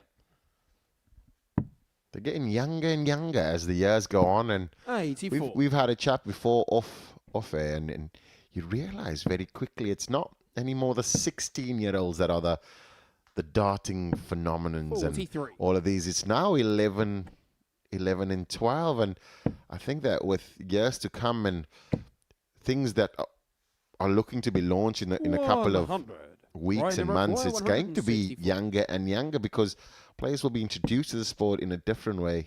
And it'll be just so much more talent on 128, show. And he requires 72. Without hesitation, Bolton is back, this time for 16s. 40. Brian, you require 36. And Brian did well to leave this. Can he take it? Game shot on the first leg. That's a very good take from Raman. Brian. To take that combination over the course Second of leg, it's 2 Brian to visits, throw first. he needed Game 2 on. treble 18s and that double. In that corner of the board, he will leave plenty. 100. Just one more thing on young dart players. Over the weekend, it was a brilliant weekend for 2 youngsters, one of which has actually graced this stage at one of our influencer events before. Young Jaden Walker 140. has made his way to the Super 16 in the JDC, as has young Jack Johnson, who's only 12. 140. An astonishing young player who booked his place at the Super 16 with a 1-2-4 on the bullseye. Great achievement from the young man who's a very good friend of David Vazuski's. 99. You just throwing out surnames here that don't even exist, and I'm not liking it, Paul. You can stop now. But like you say, I mean, they're getting younger and younger, and the one thing that we 59. are experiencing is they are not excluded of all this stage events and just getting them more comfortable more early, which will mean that by the time they actually mature and understand, and 98. I mean, it's happening quite quickly. I mean, we see the likes of, I mean, his name has been thrown all the time, is Luke Littler, 17, and just gracing the stages. We see another 180 there from the And he young required man, 164. Brian Raman, leaving an obscure double, but putting the Andy Bolton throw under pressure. But how much pressure will this be? He will need a bullseye. And he just pulls it out. I think it's because I done it and you didn't. Yeah, Brian, he that's required probably what it is. 22. He did miss a bullseye in his previous game. He doesn't miss many.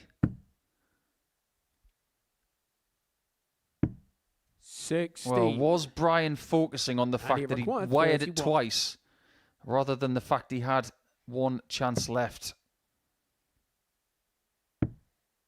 Double 4.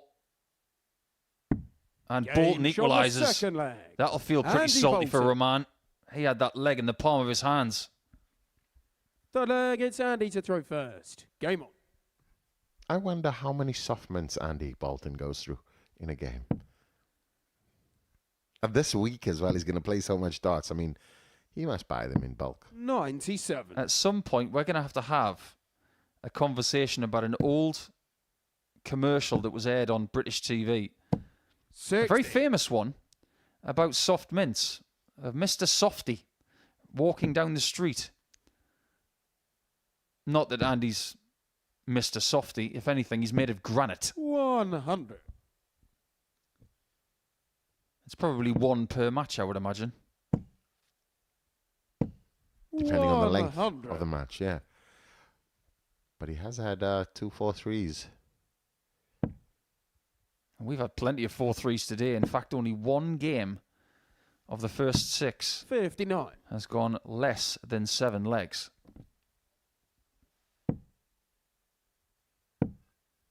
Some of those games have been fairly swift. 58.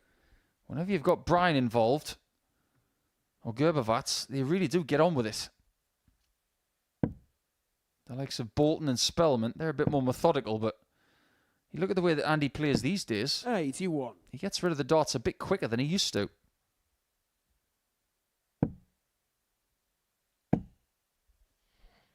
The one thing about Brian 36. Raman's game is if he makes And a he mistake required and 164. or there's the mishap in his game or a chance missed, it lingers longer than it should, which affects his games, affects his next game, 140. which means that he's not only lost it, but he could be in the spot of losing 2 back-to-back. Yeah, I think that's a 41. fair point. And he required You can't 24. dwell on something that's happened. You have to let it go and move on.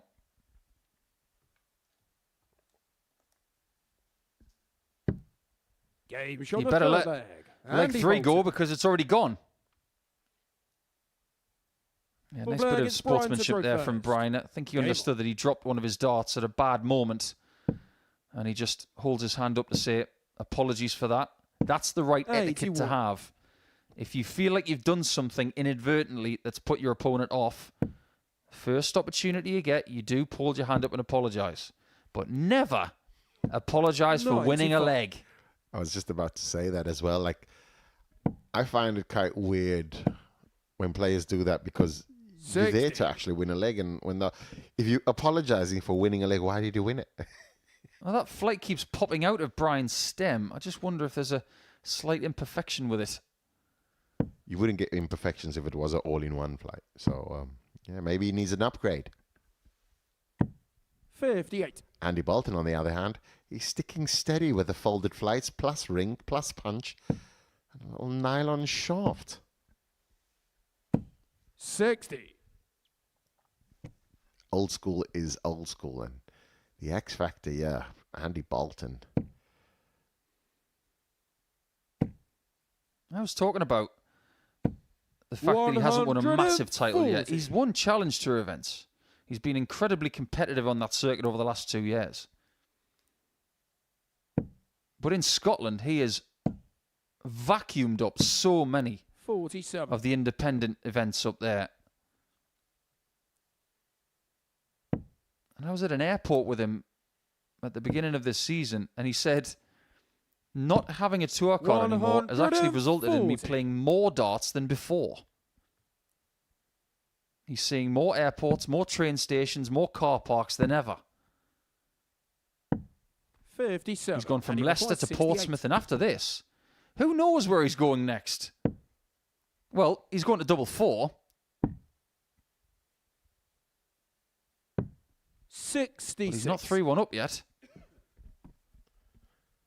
We've seen him gone to the madhouse before, and in the David Evans game, and just miss a few 100. opportunities. And he require Brian Raman putting the pressure on him now, but this would be a massive break. And he will use that as a marker. He does, and it's literally Andy Bolton. symmetrical. It's straight down the line and as perfect as you Fifth can leg, get. it's Andy to throw Broken the first. throw, and now throwing for the match. Game on. Yeah, that was textbook from Andy. 1 up, 1 in, straight down the neck of that stem, and right into the middle of that double 1. There are some players who come here 99. and they always make Saturdays. Andy is one of them. He's got 2 weekly titles. 134. His record here is bordering on legendary. But there are some things missing. It's easy for you to say that he's missing a series title. Well, he's actually missing a Champions Night. 134. He hasn't been to the last night of the series yet. I think that would be a realistic ambition for him at the end of 59. this series. In order to get there, he's got to win this week, and he's got to win through in week 13 to get to that final Champions Night of the year. 98. Great 98 there, and Andy Bolton just doing some board management. It's the dartboard match there, just coming in and just 180. making sure And that he he's require left to check out. 170. He's got 6 years, so depending on where his first dart lands, I think that second dart does follow. We're going to get a big fish for the bullseye. 131. Well, I was saying something about things that were missing. He's never had a 170 on this stage. His best ever 100. finish is a And he 161. required 39. He won't care. As long as he takes double 16 for the victory. 23. Not just yet. Brian, he required 90.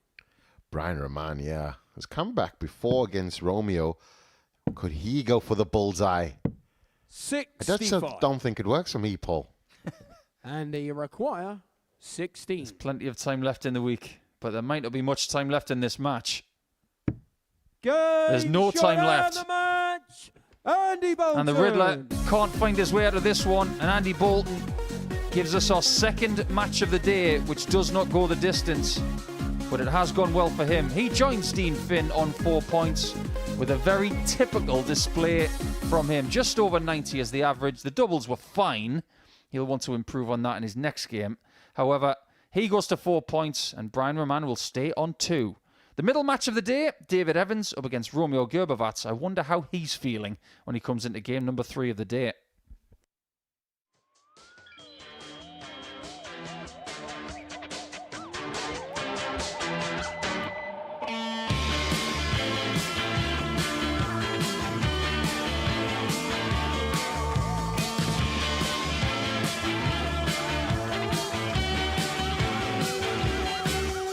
It's Phil, the Power Taylor.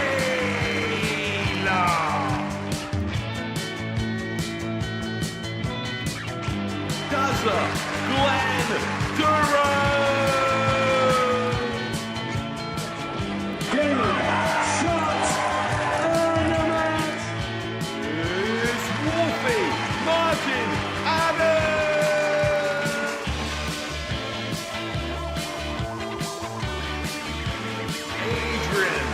Jackal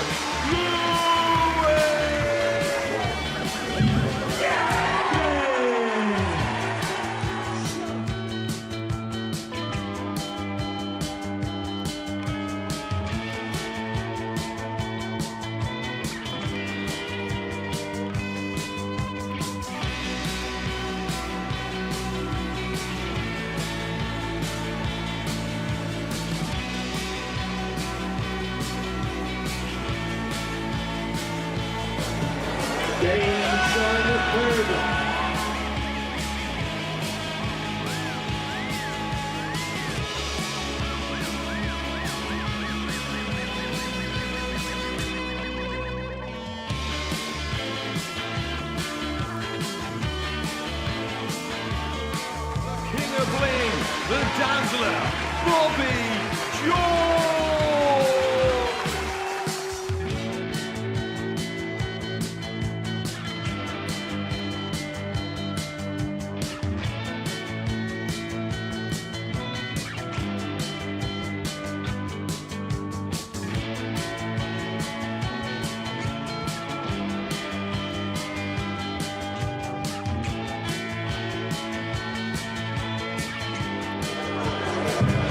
Game, shot, and...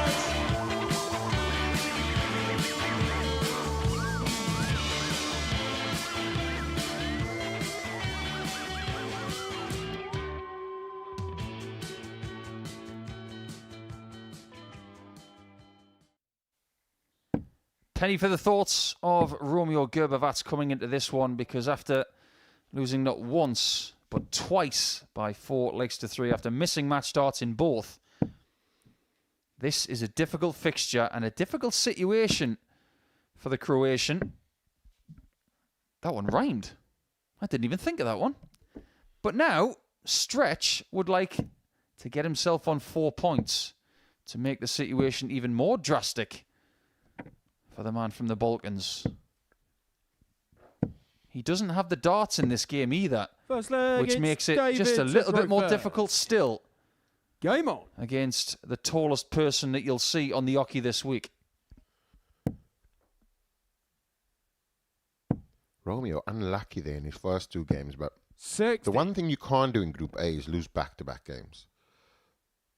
Because in that the players' room, the practice room, it quickly becomes 97. blood in the water, and everybody's nice to you, but they just kind of know, oh yeah, this is the guy we're targeting. He's not going to win today as many as he should. 60. And I think that players will quickly single him out, simply because as soon as he gets to the winning line, he's not able to cross it. 140. I like what you've just said, actually, because it makes a lot of sense.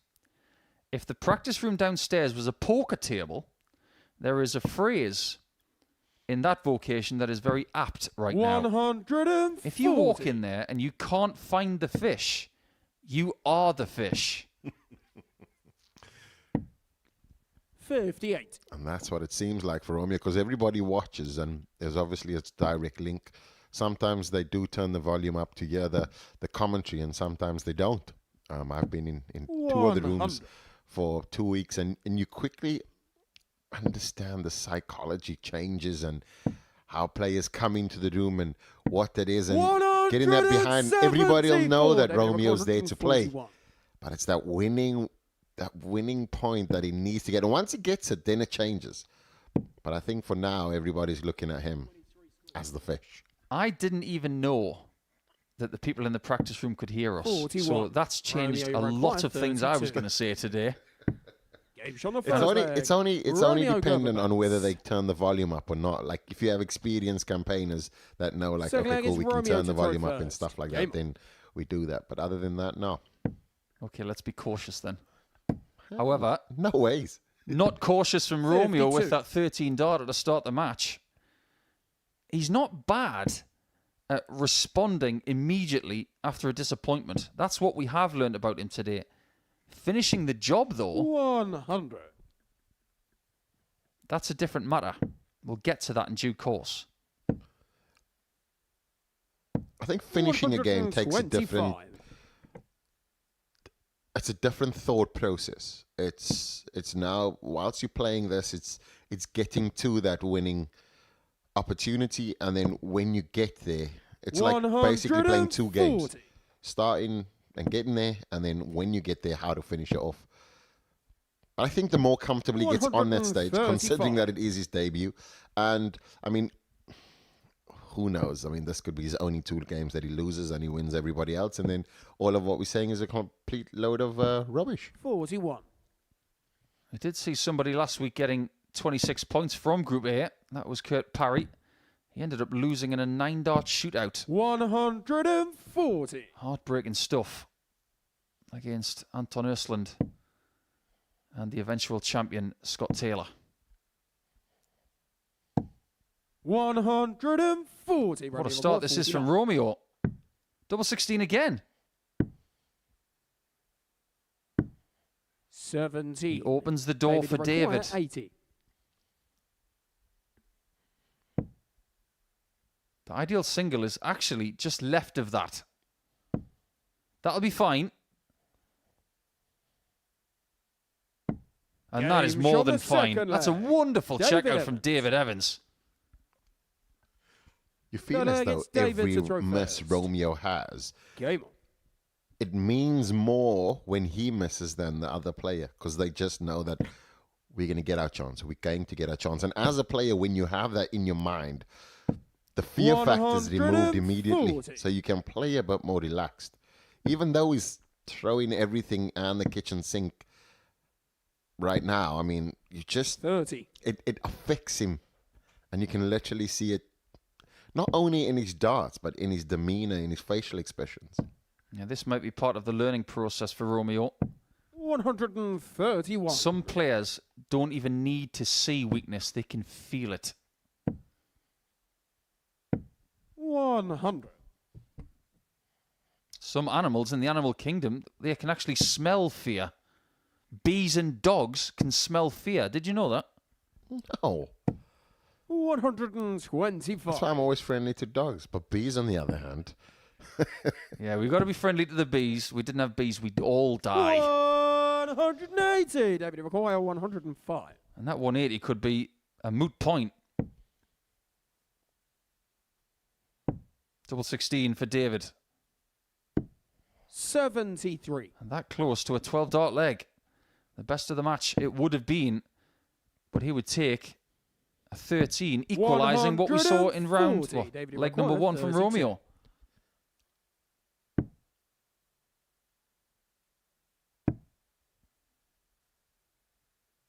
That could be costly. 24.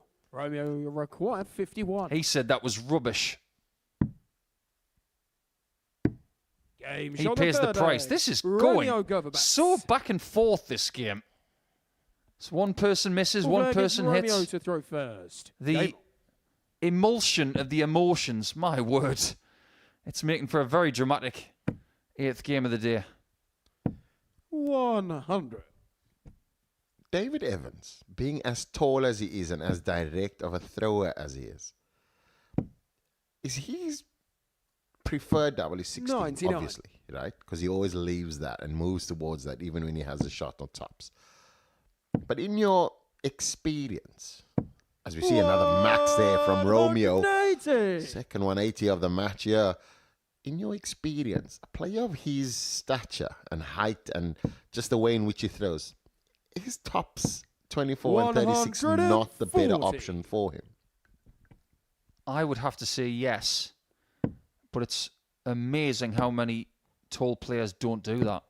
130. Vincent Kamphuis, Jimmy Van Schie, Vincent van der Voort, just some of the examples we can give you. But surely being tall and direct like Dave is, 138. I would assume that tops would be his best friend. I don't think Romeo is right now, because he's looking at double 16 and he's 3-1 up. Shot on the fourth leg. That is a 12 Romeo darter. Gervat. And right now, Romeo is averaging nearly David to throw 110. first. Game on. And the beauty of that is, average-wise, he's might not been here before, but 3-1, he's seen that a few 100. times today, and this is where it all kind of unravels, where he has one dart, and he kind of starts to think about it. Like, I'm 45. close to the win, I'm close to the win. And you can see that there's a wry smile on his face, and it might be just entering his mind again. 95. I'm going to say something right now that might sound a bit mean. To But who? but it is a fact, and I mean it as a compliment. 140. Romeo is really good at getting to 3 legs first. 40. That is something he can use in this format, but he must start getting to 4 first. So he basically plays the 85. Modus series. When he plays a game, he plays it in 2 games. It's basically 2 games. One first to 3, and then first to 1. He's looked really comfortable winning 1 set on the stage, and then 59. it's as if somebody's saying, you haven't won yet, and then a little bit of doubt creeps in. He needs to smash through that. 97. You almost quickly believe that when you almost have to reset your brain and go, okay, cool, we start in the leg again. 133. As easy as that's said, 134. certainly not easy to do. Not easy at all. Another 17 94. leaves a match-winning double, if indeed the door is not closed in his face. This is a big dart for Dave. Game shot. And he's the up to fifth it. leg. He will David not let Evans. this one go easily.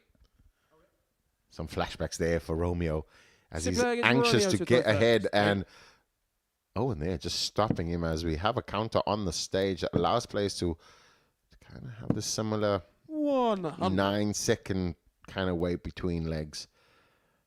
Romeo, will need to kind of turn up. Still showing above a ton. He's on 105. 31. And even the ton plus scores are solid. Yeah, he's done everything in this game, 45. apart from win it, so far. He's checking every box in his scoring pack. He's had a 170 plus. That 174 was early in the match. He's had a couple of maximums. 58. His doubles are at 60%, and the average is over 100. But it's incomplete. It needs something else. 180. And I wasn't even going to say a third maximum.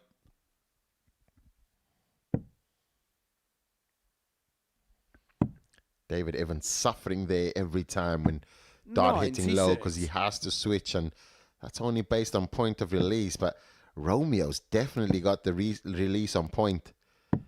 59. Opportunities like that, and he's on 117. David Evans needed to throw a max there. This is the moment. This is the one where he ticks the ton plus checkout 57. and Romeo the win. 117. Not to be. So he can't win a match on a 112, 85. a 116, or a 117.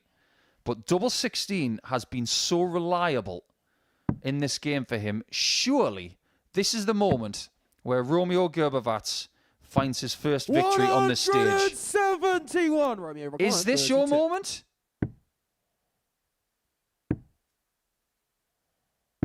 It isn't yet. 24. Not again. David require 88.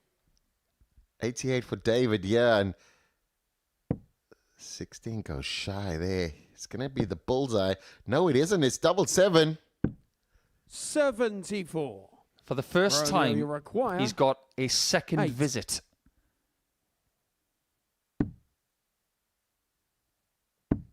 Game That will be a sigh of relief. match. Romeo Gervat. And there you have it, his first win on the stage. And that will be such a relief to him after everything he's been through today. He missed 5 match darts in his first game, 2 in the next, and he missed 4 in that one. So he is getting chances, but look at what he's just done. 98.9 with 40% on the doubles. And imagine what that average would have been had he won it a little bit sooner. But as far as game 8 is concerned, it's Romeo done.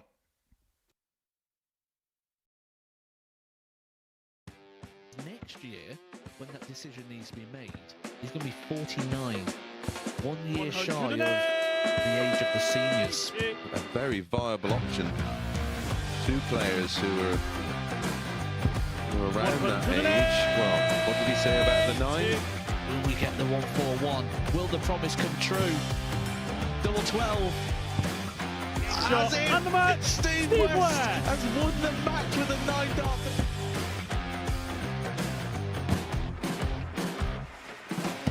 Harrison has kicked off the last leg in perfect style. It's everything, really. Oh, he's timing this well again. 180. With a 9 darter, treble 19. Treble 15 leads double 18. Franchise Harrison to win the game in perfect style. Hauled himself out of it. Yeah, it was something that Henry actually said in jest that I was quoted as saying Jared Cole is one of the most, sounds a bit fishy, blended on my grandpa Mark Salmon. Do you? On a 177 and a 180. He's on a potential 9 darter. Come on, Jared. Yes, you beauty! Nice and high, and has now got the game back into his 100 own destination, and wow, the momentum is with him. Here we go. 108. I wouldn't have said it. Don't jinx it. Yes. Yes! Double 12! Yes! Get in there, Leacock! Well, I think it's fair to say that the blue touch paper has been well and truly lit. 108. 6th max of the match. Oh, hang about. Hang about. It's getting ridiculous now. Can Tommy Leishman give us back-to-back 9 darters in back-to-back games? He could, you know. He could, you know. Goodness gracious, wait! Tommy Leishman. Back-to-back 9 darters! One thing I will say as we go into game 9 is that the standard of play today has been really impressive. Romeo Gervat with almost 100 average in his first win of the day, and we've already seen a ton plus average from Dean Finn. He is yet to be defeated. He's a bit like Ivan Drago. He's up against the big lad from the United States now. This could be a bit of a tough tussle because Spellman was very effective in taking out the Riddler in game number 5 for his first win of the day. Things are either going to be very, very bright for Dean or things will bunch up after the next game on. best of 7 match.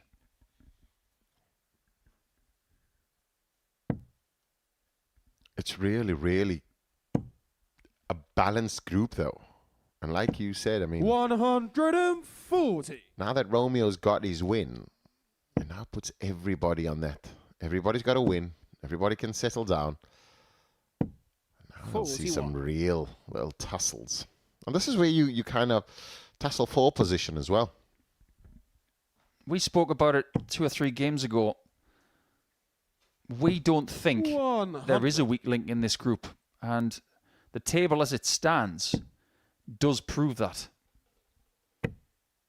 And I love a group like this because you've got 130. combatants from so many different nations. The United States, Scotland, England, Ireland, Croatia, Belgium. That's just this group. 6 different countries represented. Modus Series International, baby. And that's not even an airport. As we see, yeah, as the treble 20s are just flying in from Dean Finn, racing away on the Alex Spellman throw. And you feel as though Alex Spellman now needs to find that treble box. Yeah, he does find one and needs another. 100. That's now put the throw kind of back in his hand. But Dino is certainly making a run for it and trying to steal it off from Alex. And 91. you feel as though 76. Dean's strength is always going to be against the throw because he's a really strong scorer, yeah. Game Alex shot the first Spellman there. with Alex Spellman. a nice little 76 there. Is that the way you would go for 76? Game on. Not me personally, but I'm seeing more people use the treble 16 for 76 than ever before. 100. You tend to find that more people use it when they've got 2 darts left and a blocked treble 20 to try and take 96 out. But that obviously shows us that Alex really likes double 14. 100. It does make a lot of sense going that route because if you get the single 16, you can go 20 in tops. I don't see anything wrong with it, especially when you hit it like that. 100. It actually makes loads of sense if you think about it. Because 71 would, if you threw the on top and 5 would leave you 71, that would mean that you'd have to hit a treble. If it was the 1, which would leave you 75, that would mean that you have to go 25. Whereas on the 16s, if you go left or right of it, you still more or less on the spot. Yeah, you've got a single to bullseye combination, which makes the shot more doable. The more you dig into a shot like that, the more it makes a lot of sense. And I wouldn't be surprised if there are people out there practicing thinking, well, I might do that from now on. 140. And when you do, you'll have to tell them Alex Spellman told you to do it. That's wonderful. 180. If you can Alex do with that with dart 3, 161. the world is your oyster. However, the bullseye could have given Spellman a 2-0 lead. This is another good game already. Game shot the second leg. I'm starting to believe the Dean Finn. rumours. I don't know about you, Devon, but Dean Finn is really impressing me today. Good leg, it's Alex to throw first. I know it's early on, but if you look at the averages there, it's really something to behold. And it shows you the quality of not only this group, but this game. Both players... Alex would not have heard anything 60. about Dean Finn, and Dean Finn might have heard a small bit about Alex, and now you realize very quickly they're competing 57. at the Modus Series and going head to head. It's got me thinking. Best Irish player to have played at the Modus Super Series so 35. far. I think there are 2 players that really do have license to call themselves that. One is Conor Heenahan because he's got 2 9-darters and a weekly title. And he's been to a Champions Night. 180. Then you got Kieran Tian, who was the very first person to win in this building. He's got 2 weekly titles. So it's a bit of a coin 59. flip between those 2. But Dean Finn is just another person from the Emerald Isle who was saying, don't forget about us. 97. Even Shane McGurk might be in that conversation when he gets his first weekly title.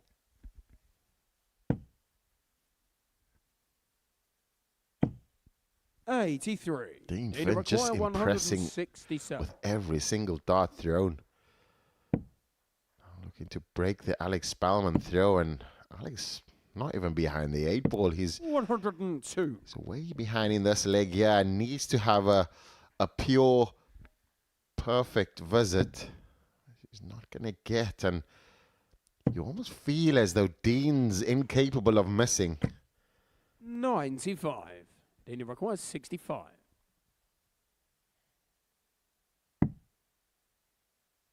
Interesting.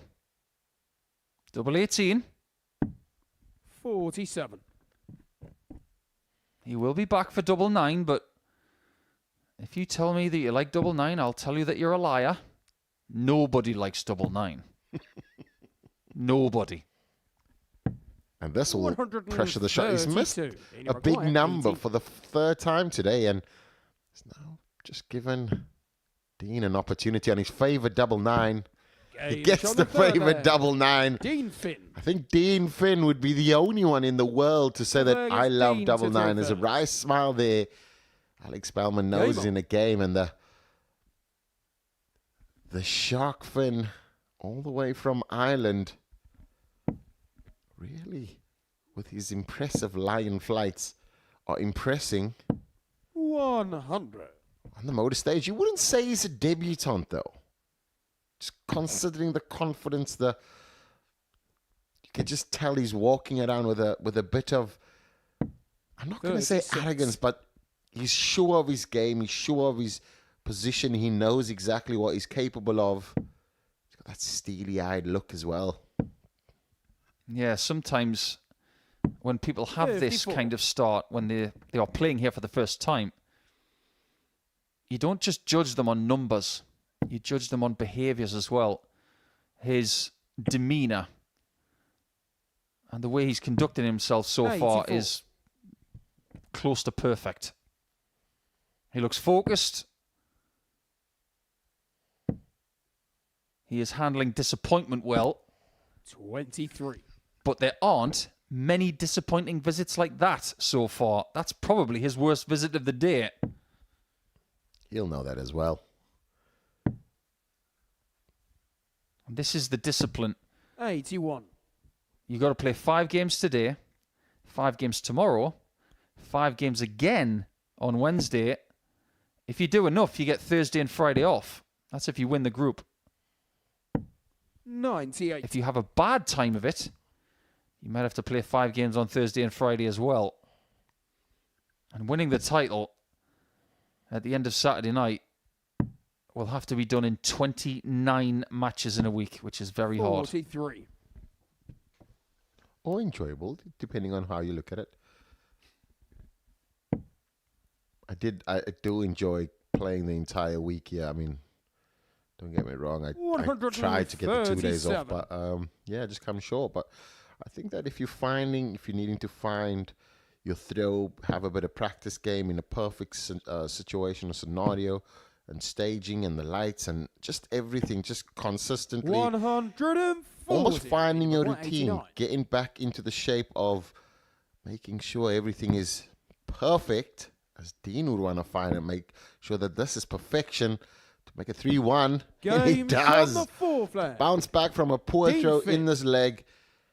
Broke the Alex Spellman throw, then held, now leading 3-1, and certainly head and shoulders above the rest on the table.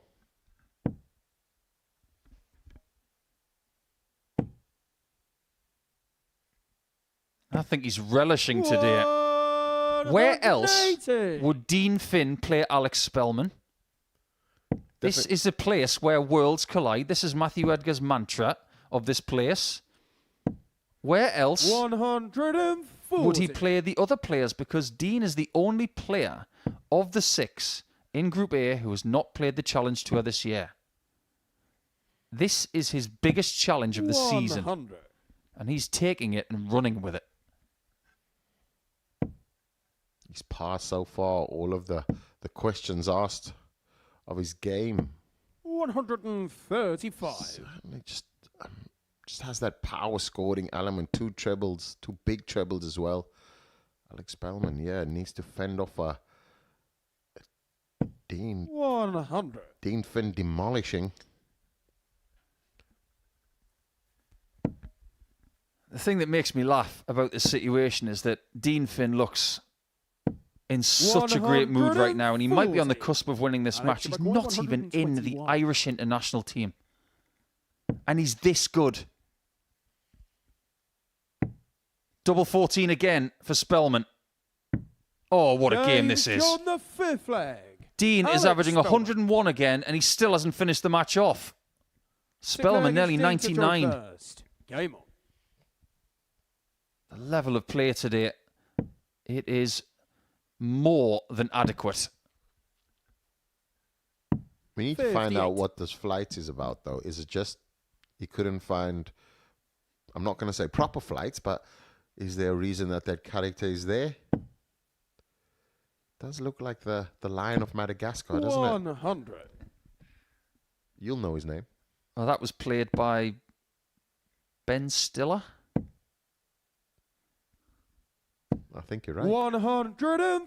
Oh, my favourite character in Madagascar was the one played by David Schwimmer.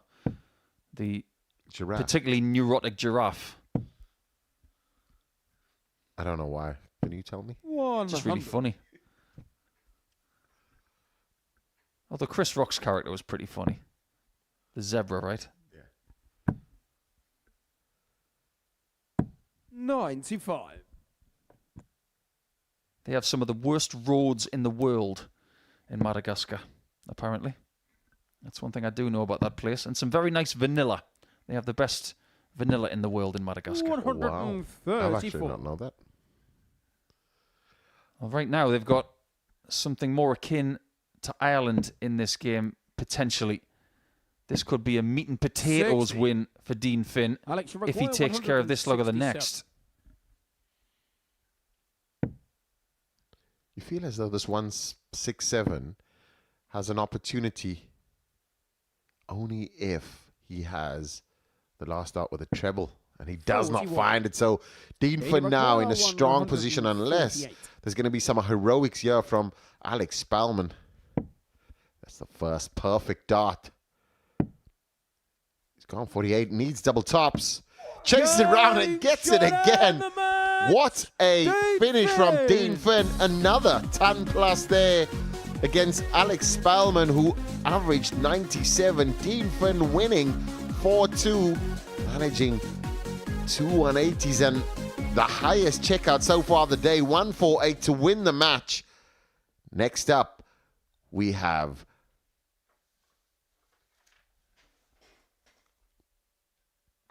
Raman versus Finn.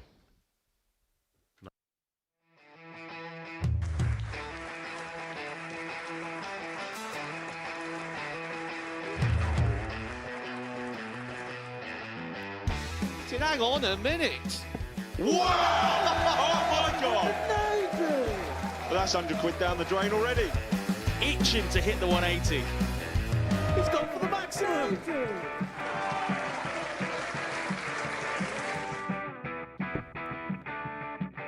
18 for the bull. Bull. 53. No, he said bull. That's a great first start from Adam. Oh, look at this. He's going to leave Skate. Oh, can you believe it? That is unbelievable.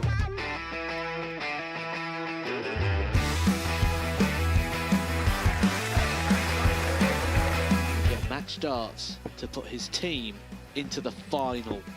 And through to the final they go. Charlie Murphy has hit the match-winning dart on both occasions. Double 4 for the title.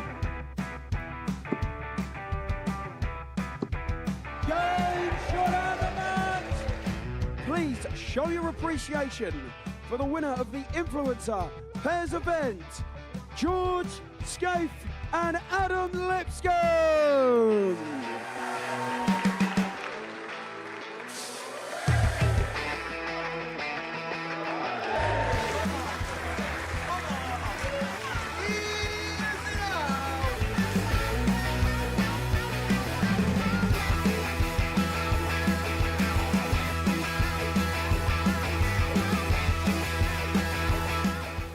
He seems to be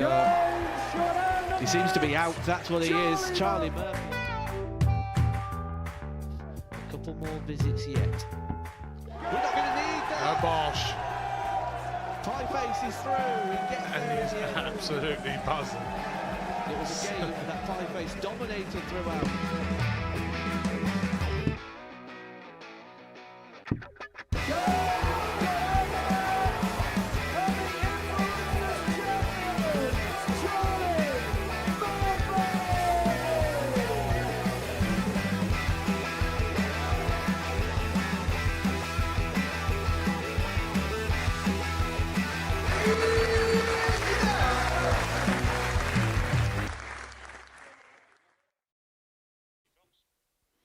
What a day so far. 3 rounds finished, 2 to go, and only 2 games have been won with the throw.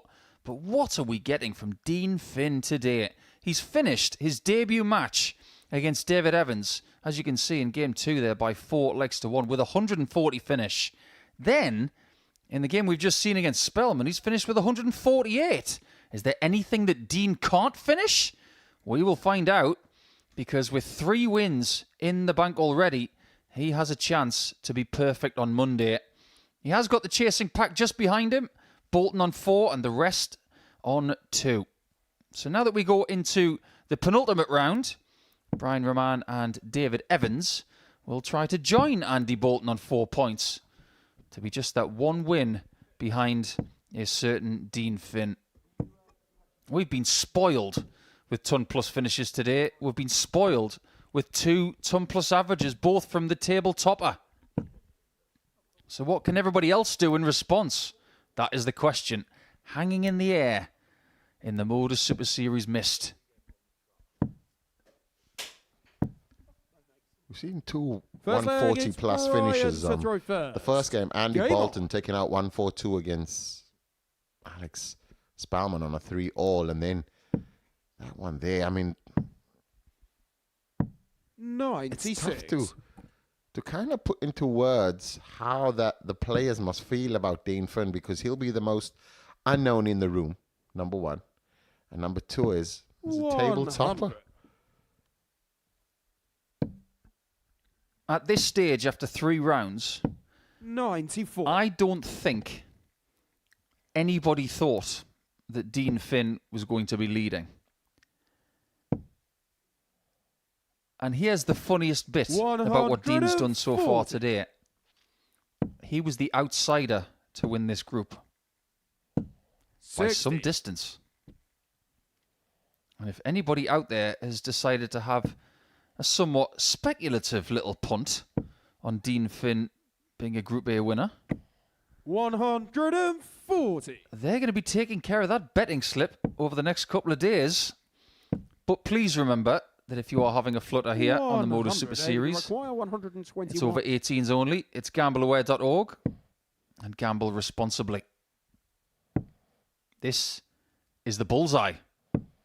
74. But after the first couple of games where we were spoiled with bullseye finishes, they've dried up. 62. David required 47. Brian Raman there with an unconventional 151. David Evans now again gone to 32 and missing it again. 39. It's seeming like those Brian required 89. The doubles on the left-hand side of the board, 16s and 8s.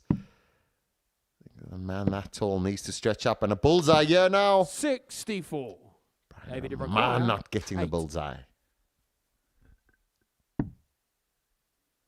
Couldn't ask for a better marker. He was not expecting to miss that double 4. And things have changed over the last 2 visits for David. Double 8 for Brian. Game shot on the first leg. That's a bonus. Brian Raman. Who's the most famous David Brian that you can think of, Devon? Game. And you can't say the dog from Family Guy. It's got to be Brian Lara, isn't it? 140. I think that's a very fair comment. What a cricketer. What a cool guy. He had his own style, didn't he, with the high back lift to the bat, and then he would just smash everybody to the boundary.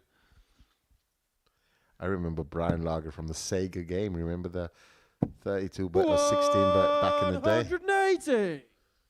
Yeah, you got to be pretty famous to have your own video game. But the greatness of Alara was he had the world record. He took it from Gary Sobers, didn't he? The world record for a test innings. And then it was broken by Matthew Hayden. And then shortly after that, he broke it again. 89. It was as if to say, you did what to my record?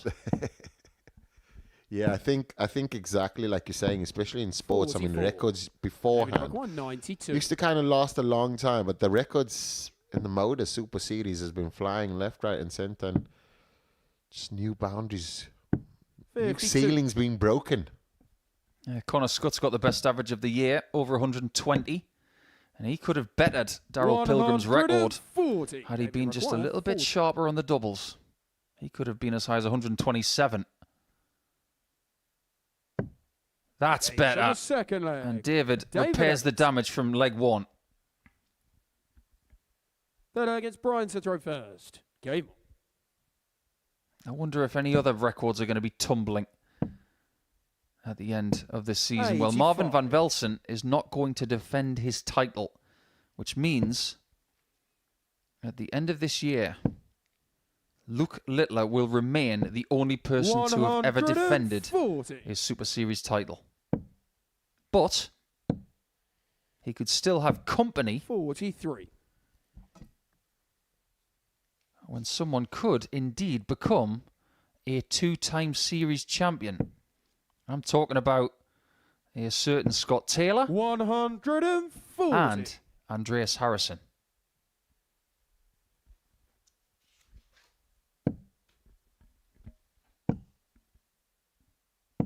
$60. We only have one English player in Group A this week. That is David.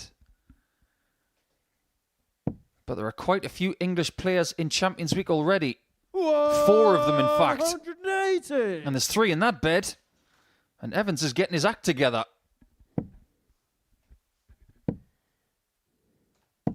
100. David, you require 41. David now stepping up and looking to break the throw. Goes for the 32 again. Certainly feel like that side has cost him many opportunities. And the thing is even though he's got an extra 3 darts, for example, on the 2-1-3, finishing a game in 2 darts and getting it in 2 darts adds to that confidence that builds up so that it doesn't linger. When you step into the double, you don't want to have doubts. Him getting this would be, it would be okay, but it would be more of a survival, as in, thank goodness, instead of, I knew that was going in. It's David to throw first. Game on. Is it a coincidence that he found the middle of that 8-8 from the centre of the oche? Because if you look at the way he's standing and where he stands, he's all the way over to the right-hand side as you look at the board. He almost attacks the 16 and 8 from the same position as Stephen Bunting does. Not that it does him any harm these days. But it is a more difficult shot, in my opinion, to hit it from the right-hand side. Because a further shot, an extension as well. And now it's raining treble 20s, and it's another max. It's the 3rd max in this game. But Brian's first.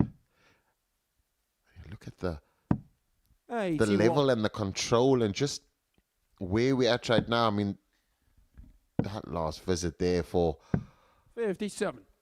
For David Evans left him on a bogey. So this means he can only set up and leave it to Brian Raman.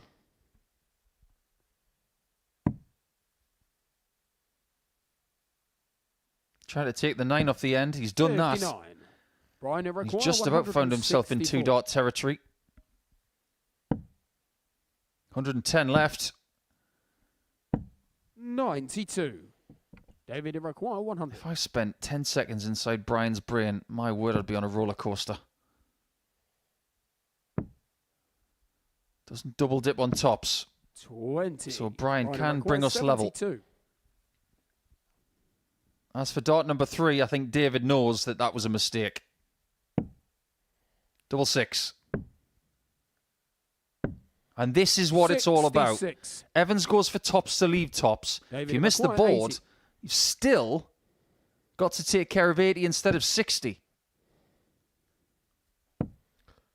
You know, 1 dot stepped. He's done this before, exactly the same position, exactly David, the same shoulder result forward. as well. And David Evans. we've said before that it might be The flag against Brian to throw that first. 32 isn't his David. strongest double. He might feel as though it's the most comfortable, but with his stature and just the way in which he throws, tops definitely seems to favour him a bit more. He's 60. done that same shot twice today.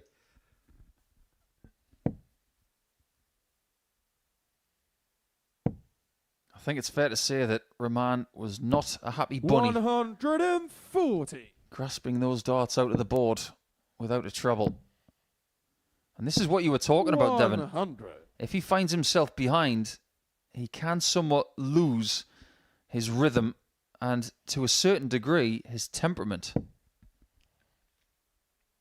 It's all about bouncing back, managing emotions. 140. Once players smell that blood and they can tell that you've just thrown the game, like he's doing now, and all of these, it almost plays in the hands of David Evans right now.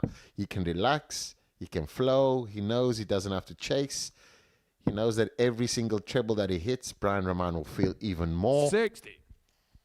And the moment Brian does that ironic celebration in front of David's eyes, every dart player who has ever done something will be thinking exactly the same. They'll be thinking, I 88. got you. David require 161. He'll take 105 right now. 99. He decides not to use the bullseye. That's questionable. Board management there wasn't great. He would have had 2 darts at a double. Now he has to find a treble to have that same 59. opportunity. He's probably going to go treble David 10 requires for 62. 32.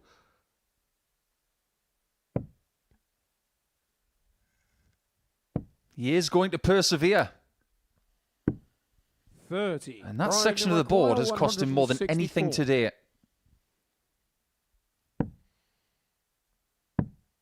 He has got a chance to redeem himself, though, 56. to end David game require 10 with a 32. win and to repair his leg difference somewhat.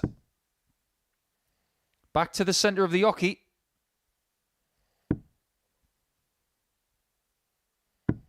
No score. And he can't find his way through the posts. Brian require 108. I think Brian was under the impression that he wasn't going to throw another dart in this match.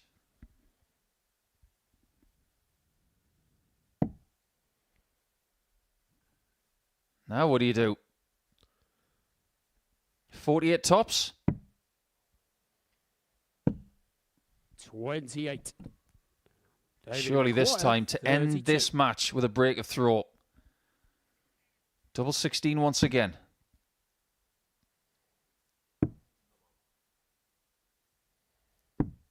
28. Well, who thought this was going to happen? Brian, you require 80. I'm not going to say me because I did think that he was cruising, but I do know that that double 16, he's not been successful on any of those. He's now 3 from 21 darts. Yeah, And Brian he's on the Raman fifth now leg. finds an Brian opportunity, and it's 3-2. David Evans I mean, you can tell there he's David to throw first. distraught, upset. Brian Raman literally gave him that game through emotion, and this could evoke some anger in him, and just you can tell this could change the way in which David Evans is probably going to position himself in this game and probably for the rest of the week. 180. Yes, 7 match darts missed. 3 visits as well. As a player, do you persist or do you shift? 58. I always persisted with double 16, but then again, I didn't miss it that much. But whenever I was on double 10, 59. it was always more of a hope than a I'm going to hit this, because I was never that accomplished on double 10. 95. But I love double 16. I always have. I'm not sure David Evans feels great about that double right now. And he's not feeling particularly 180. confident about this contest all of a sudden.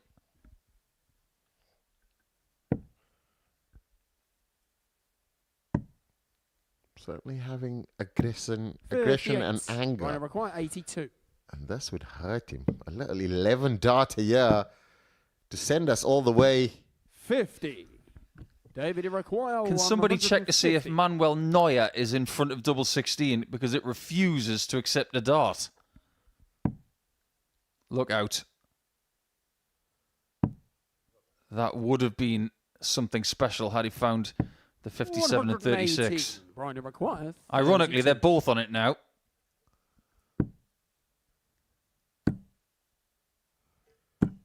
Oh boy, it had to be dart 3, didn't it? To take us all the way. This is a game of nightmare proportions for Stretch. Game on. Brian Raman there throwing 2 180s in that game, having 32, chicken out in the last dart. David Evans here, 7 match darts, and this game should have been dead and buried. Now is he seeing himself in a 3-all tussle? 96. It's the sport itself is just so twisted. Somebody's going to lose, number one. Someone's going to win. 140. Both of them have gone through a roller coaster of emotions, and they'll leave this stage shaking hands and talking to each other in the background, in the players' room. How can you be friends with? And you can tell the aggression there on the stage. It's Monday lunchtime, and already David Evans is digging so deep that he had to let that one rip. Here's the thing, he needs more. It's boiling over. It's boiling over. And that's the one thing, though, celebrating like that, coming back, you have to regulate yourself and go back into that kind of mind frame. Very much so. 94. Great switch. David require 145. What else are we going to see in this match?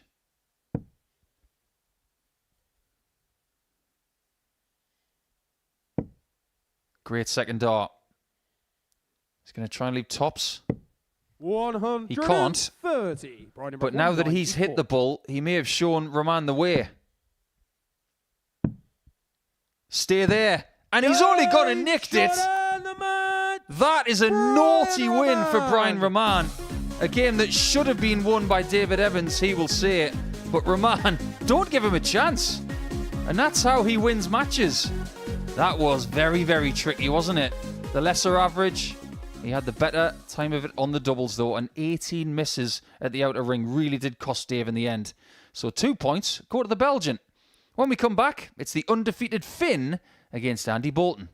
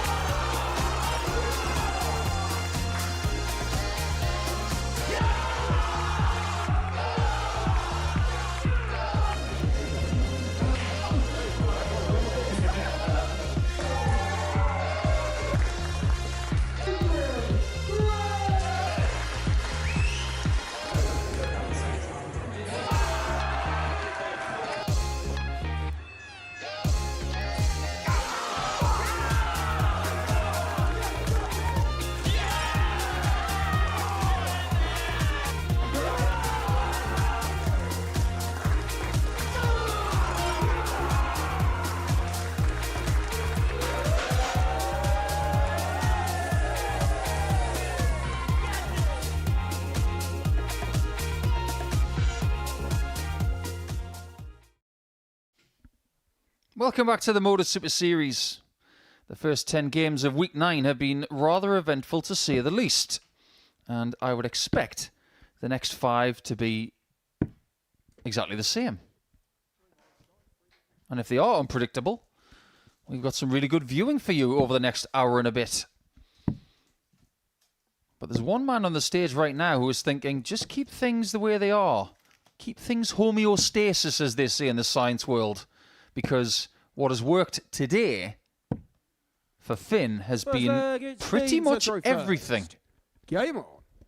High scoring, ton plus averages, brilliant finishes, and he is the man to beat. And who thought that was the case at 9:30 this morning? I think this is the game, though. This is the one that determines, not only from a table-topping perspective, because we know Finn wins, he's guaranteed that. But I also feel as though the back room will know who the alpha dog is, or the alpha lion, as his flights obviously kind of describes there. But yeah, it's a really good game, one with loads of experience. Andy will want to make sure that Dean Finn knows that he's not going to be bossed around. Dean, the unknown debutant, ruling the roost early on the Monday. Games are not, or the series isn't won on a Monday. 100.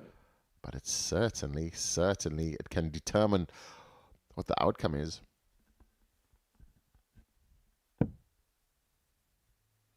There's a phrase that's been uttered a lot the last couple of weeks in the NFL. They talk about certain fixtures being the litmus test.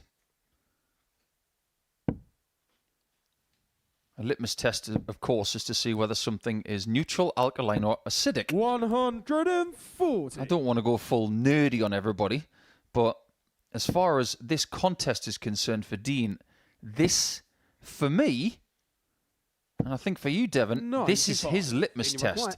How can you do against a Super Series legend? Someone who knows the ins and outs of a day like today. Let's find out on tops.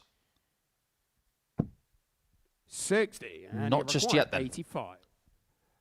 And I think I said it before, is Dean's game against Romeo, as we see this double 14 now needing to land to make sure he breaks the Dean Finn throw just 57. outside. Dean Finn comes now for 3 dots. A double 10 just to hold throw. But we did say, I think Dean Finn's, I'm not going to say his worst game, but his worst performance came against Romeo, because he was the one, they were the 2 debutants, and nobody had any, there was no almost spark in the game. There was no kind of built-up experience or expectation. But when he's played against the players that he needs to play well, 96. Shows. So for me, he's already proven to be one of those players that has all of the nuts and bolts it needs to be, I'm going to say, a table 61. topper, number one. And I think the way Dean Finn's playing right now, he will be on Saturday.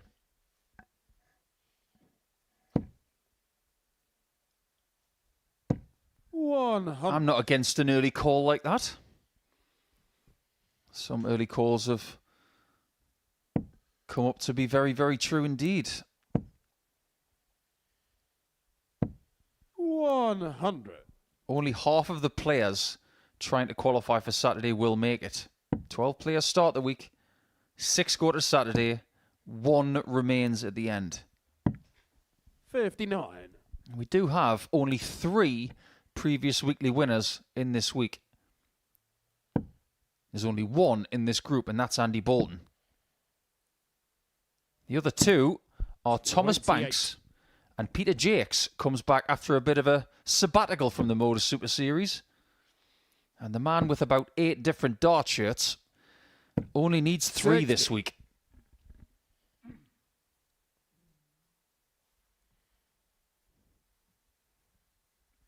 Grumbling there off camera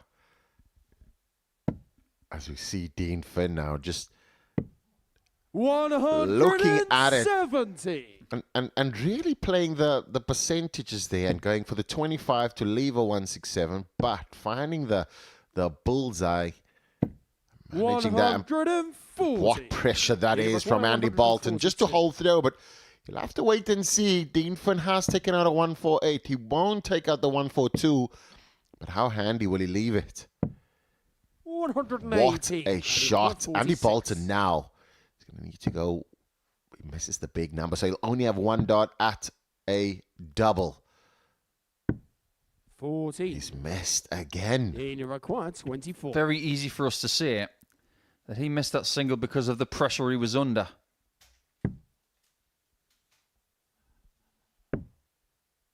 Big dart at double six. 80. And this time he doesn't take it. That's a And rarity you require today. 32. Because on the whole, his doubling has been exceptional. This is tricky. But not Game's on the tricky second enough. leg. Andy Bolton. Yep, it's in, Andy. You can go and get it. Third leg, it's Dean to throw first. Game on. I think Andy knows Portsmouth better than most dart players, and he doesn't even live here. He's won a Group A before himself on 26 points. 180. And when he had his 2 days off, he went sightseeing. Probably went down to see Southsea Castle. And 83. some of these dart players might even want to go and see the fireworks down at Southsea Castle tomorrow night.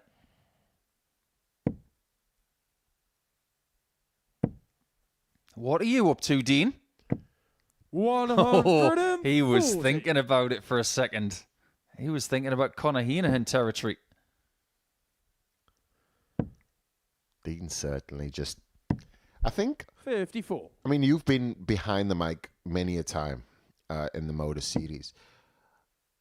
Does Dean rank up there for not only debutants, but outsiders that you don't know a lot about as performance-wise? Yeah, I think the person who will maybe forever have the best debut game is Cam Crabtree. 140. Averaged 115 in his first game. But as far as a daily campaign is concerned, this is very impressive. 44. But he is starting to miss doubles. He's only hit 1 from 7.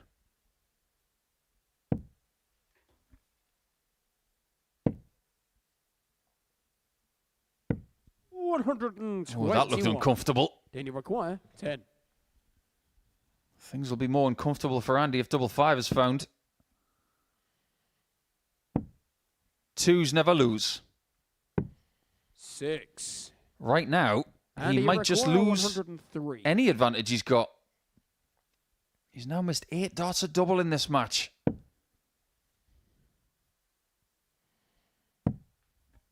That's a little to the left, and he does that on the treble 19 as well. It just goes into the treble 7, so something definitely different. You can tell he's kind of flick out the shoulder. Game's on the third leg. Dean Finn does not care, does not worry about it. He's missed 8 darts Andy to throw first. so far, but hit 2 important ones. Andy Bolton, yeah, taking his time. And I think this is where experience comes in, Paul. Yeah, Dean's got a little bit of it, but it's from quite a few years ago. 140. We did see the return of James Hubbard recently, the former World Youth Champion, and his journey back will take maybe a little bit longer, but there were some encouraging signs from James, which is great to see. But what we've seen from Dean is proof that his reputation is believable. 139. I am led to believe he doesn't have a nickname. By the end of the week, he will.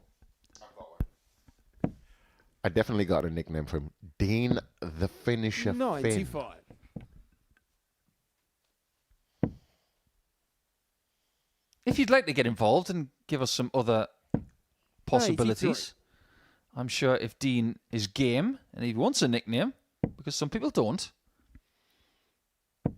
let's see what the people in our YouTube chat think over the course of the next few days. based on the way he's been finishing, I wouldn't be too surprised if he does take that on 99. Devon. I'll give it to him for a fee. That's right. Devon Peterson's already got the copyright for it. 58. And you require 40. Are we level?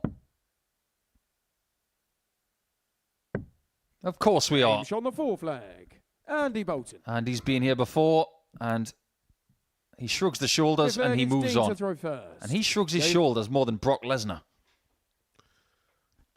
He's got a lot of moving kind of antics, I think. And I say antics not in the sense that he's trying to put players off, but I'm saying, like, if you just watch him on the stage, he's always moving, trying to stay limber. And we know that to be a good dart player and throw the dart correctly, you have to be loose. And 137. look at some players, stuff, staccato, just pushing through, you'll tell. And this is a big part of experience. I mean, bouncing 100. back, understanding what needs to happen. He's been in losing positions more often than not. And he's bounced back more often than not. So you can't pay for 59. experience, and that's what Andy's showing as well. If you could pay for experience, people would buy it.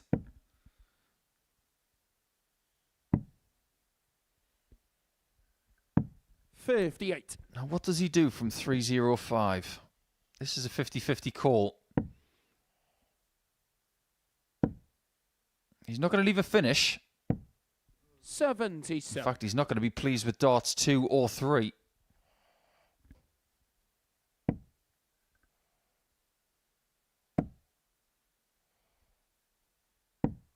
$98. He played the sensible card there. Some people might have even gambled on the 60 there. But if he didn't find it, he was going to find himself on a bogey number. Just goes to show that Finn has got his head screwed on. Board management is an important thing because He require 164. at 164 now, has 6 darts written all over it. He will need all 6. He needs to find a treble. 64. Gets the 64, and that puts him in a great position for the 2 dot. But will Andy? He will not have a shot on the 138. So Deanford comes back for the ton finish now, and 60. Put him in a commanding position, 100. and you just have to break the Andy throw and be top of the log. Keep him straight. Now he has to go north. Oh, look how good that dart was. 90. That was a seriously impressive second dart. 78. But the amount of chances he's had a double in this match, he could have won this one by now. And he might even be behind. That's a loose one.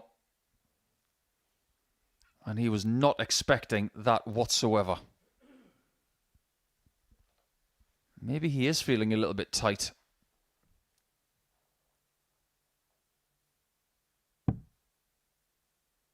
Finn comes back for double 5.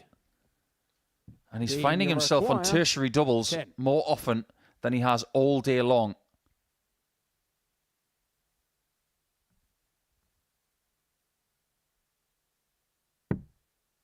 Just down the line of that'll be good. And that's what you can't do.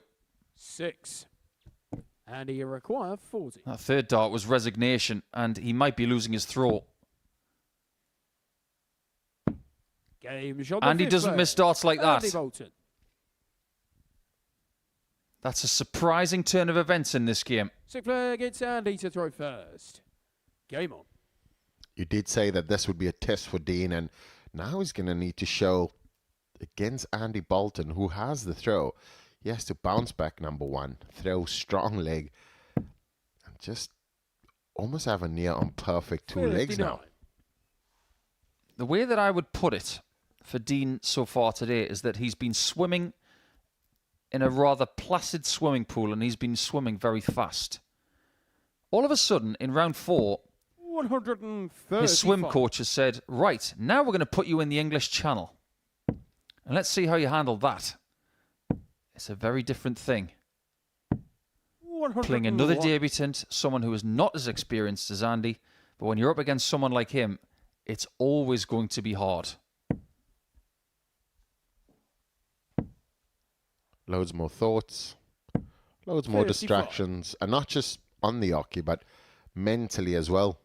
And he's handled some of the tests beforehand. Great. I think that Andy just... 137. I'm not going to say too early, or it's maybe a test that came to it because he's been playing really fantastic. I just think that on that hockey, it's 96. very different when you're playing a regular, a veteran of the Modus series.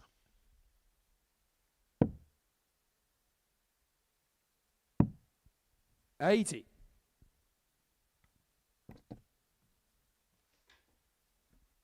124 is something that Andy has had hit against him today by Alex Spellman. 40. And it just feels as if Finn is starting to punch smoke. He's not landing any blows anymore.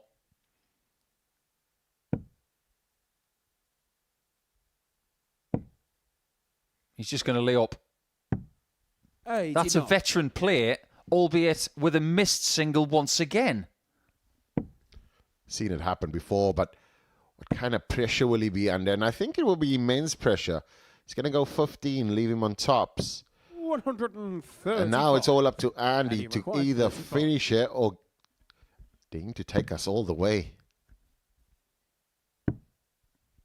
Bolton finishes it, and nobody is going to be undefeated in Group A. It's a great debut day for Dean Finn. He's still got one game left, but he has to settle for 3 wins from 4. And Andy Bolton has now got 6 points himself. The veteran is very hard to displace, and on that occasion, Dean Finn couldn't. He loses by 4 legs to 2.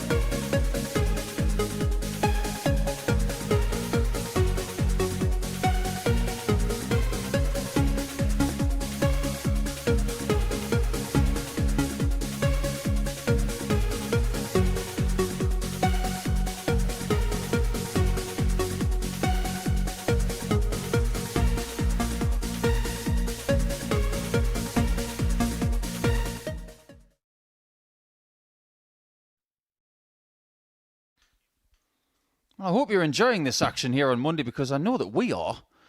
A fabulous day of darts from the likes of Spellman and Bolton and Finn and others.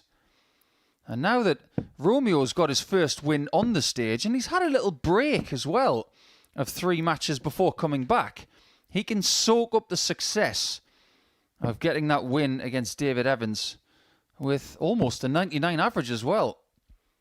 So the level of play, there's nothing wrong with that. It's just a question of how many points he can get before the day is done. And we know that he had opportunities early on, and he could have easily gone to the top of this table. Because in each of the games that he lost, he had a few match darts. First leg, it's Romeo to throw first. And Romeo, against Alex Spellman is certainly a tasty tungsten tussle. Alex will certainly want to make sure that he's just playing something sort of his best performance before he leaves the stage today on his way home. 68. He wants to be in that position to know that tomorrow when I come, I have found my best game on that stage, because then it becomes basically a Tuesday and Wednesday's moving day. On a Monday, you kind of just want to feel your way in and just not be too far away from the pack. 121. Come Wednesday, you need to be within 4 points. Today is about getting a foundation. Tomorrow is about staying in contention, if not leading. And then Wednesday is killer instinct time. And I've liked what I've seen from Alex today. It's been of a very high standard. 140. He's found himself with only 1 win, though. And that's because 85. people have played really well against him. Dean Finn defeated him in Game 9 with 100 average and 4 out of 6 on the doubles. And that signifies what you have to do 81. to beat this American player. Because in that 9th game, Spellman himself averaged over 97. That'll win most games at the Super Series. Alex, you require 91. Alex with an early break of throw. First start, perfect. Now needs double 10 and does not 71. find it. Romeo, you require Roll of the eyes and 141. just... Those are the kind of the 91 checkouts. Anything between 80 and 110. Those checkouts there, it not only gives you Alex, confidence, but it 20. also kind of tests your opponent's resilience as well, knowing that this guy's here for the game. Game shot on the Yeah, that'll first do leg. very nicely for Alex. Spellman. That leg could have got away from him. Second leg, it's Alex to throw He's finished first. it off before it got a bit sticky.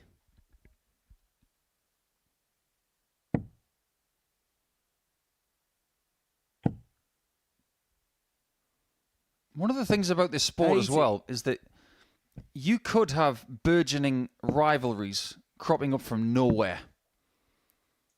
We've seen some good 98. rivalries. Very friendly ones here over the last couple of years. But do you get many rivalries between the United States and Croatia? 81. I think the closest thing you'll get to rivalries between the USA and the Balkans would be basketballers going to the 70. NBA, like Luka Doncic. The Don's in the building. Really doing some great stuff. And I'm quite impressed with your knowledge about other sports as well, Paul. I mean, 43. it's a pleasure to sit with you in the comms box. I mean, not saying that it's not a pleasure with Henry Deacon. If you are listening, Henry, I do love and I enjoy sitting with you as well. But I mean, I listen to your analogies and all of these comparables. It's phenomenal.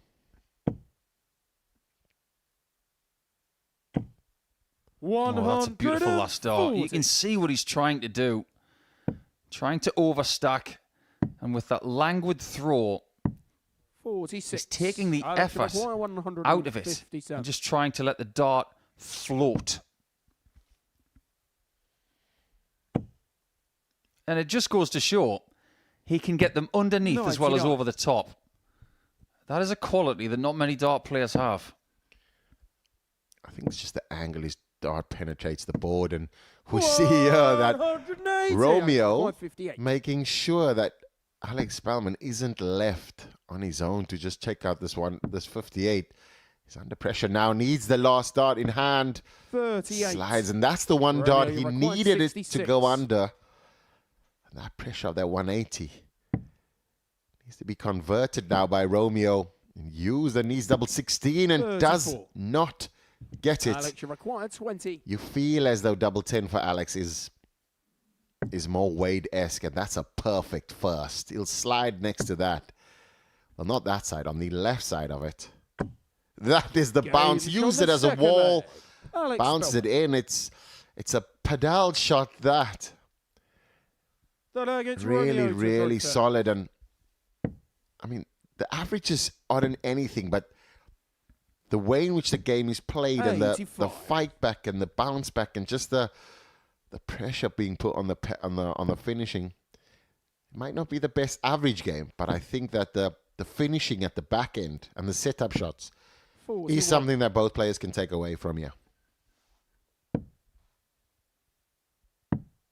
I think when it comes to this part of the day, 93. these players are going to be learning an awful lot about where their game is at when they're not feeling 100%.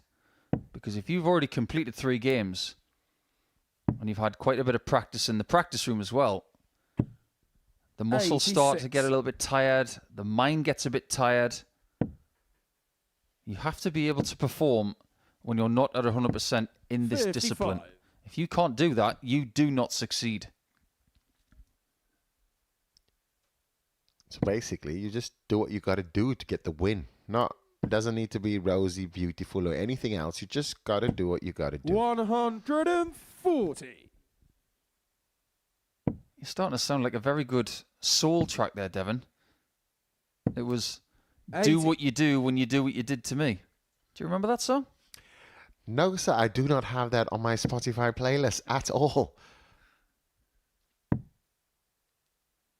The thing is, Romeo doesn't want Alex to do what 96. he's done to him previously in this match. He wants him to fail so that Romeo can thrive. 156. I absolutely love it. 138. But I'd love this even more. Not quite. 86. The speed Romeo of thought required from 32. Gervat to go for that treble 12. So intelligent. But he's missed in the bottom 24. left corner again, and Alex, that you could be required 52. catastrophic. A premeditated shot there didn't come to its full power. And Alex Spellman now on the 52 gets it under. Alex Spellman. Now, Alex is almost preying on all the Well, I guess mistakes Alex Romeo's to throw making. first. Before Game. players, I mean, you said it before, he was great at getting to 3 first. Alex Spellman is not giving him any of that, making sure that every shot is pressured, and he knows that he's in a game, yeah, and I mean, Romeo got one win, yeah. Alex Spellman himself 60. just wants to be in that bunch and not too far detached from the very top. We have been through a lot today, but we still haven't had a 4-0. Alex is hoping he gets the first, 100. and he's inching closer to it. We got such a lovely view of that double top 58. from Alex, showing just how much his darts go in from left to right at the end. I don't want to go full Sid Waddell here, but some people are 41. overstackers. Some people are understackers. Alex can be a side stacker as well. 100. That's exactly what he did on that tops. He went from left to right, and it landed like a 747 on a windy day.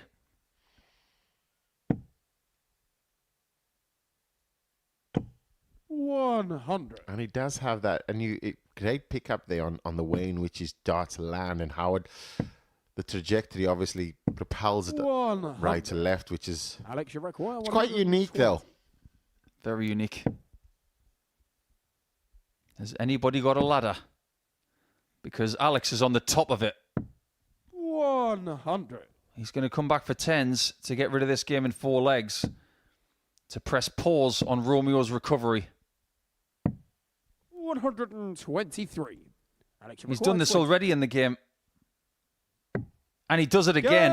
That's the quickest match of the day. And Alex Spellman didn't need his A-grade stuff to get rid of Romeo Gervat on that occasion. But that does put him on 4 points and leaves Romeo towards the bottom with David Evans as we inch towards the end of Monday because the final round is coming up.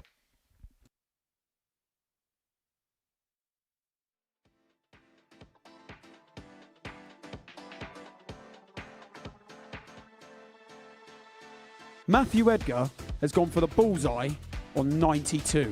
Please tell me, why have you gone this way? Bit of safety.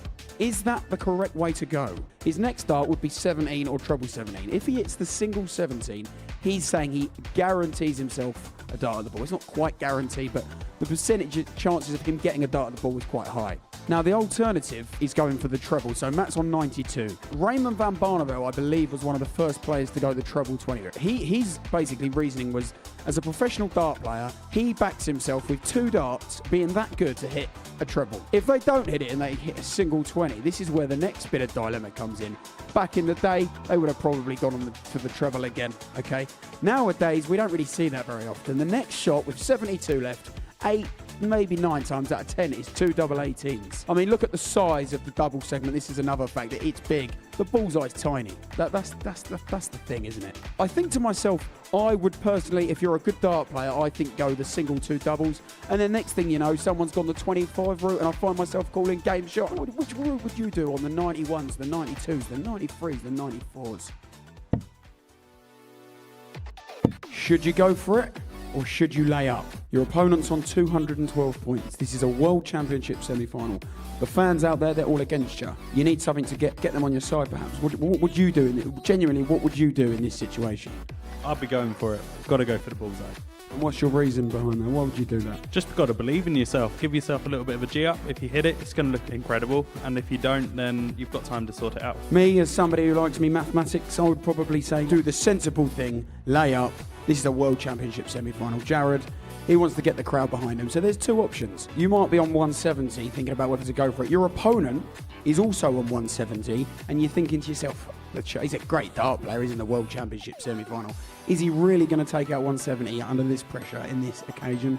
Probably not. So you decide to lay up. Now, we've seen examples of that in the past. I think Mensur Sulovic famously took out 161, I believe it was, against Van Gerwen when he chose to lay up. This happens quite a lot. Most of the time, your opponent is not taking out that 170 when they come back. So laying up probably is the best thing to do, but sometimes it backfires and then, well, fair play. Darts maths!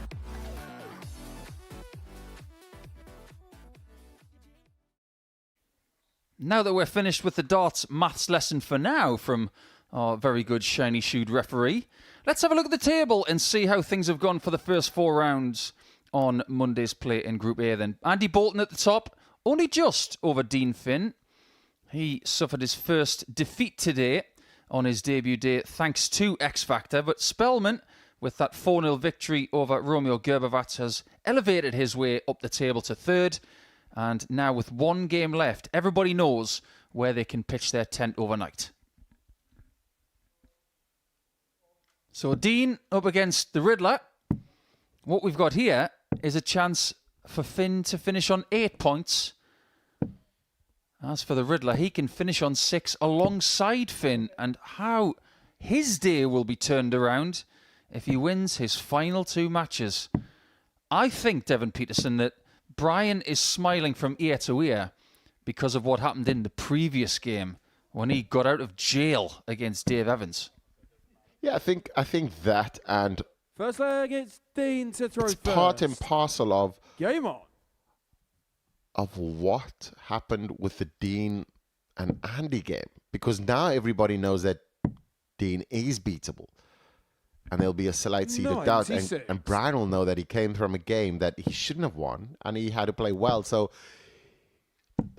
if you look at momentum, it's all with Brian at this point in time. But the performance of the day so far, the 2 performances of the day come from Dean Finn. So you feel as though a second loss year will kind of leave him, even though he's played phenomenally all day, a second loss year, which Brian is capable of, will leave Dean thinking that he hasn't done enough to kind of solidify his debut. And just make sure that that league table gets a bit more bunched up. 140. I do have a little bit of unofficial information as to why he's got the Lion flights in, by the way. 140. If it is to be believed from the social media site called X, apparently it's something to do with his newborn. 139. Makes sense to me. 95. Not this time.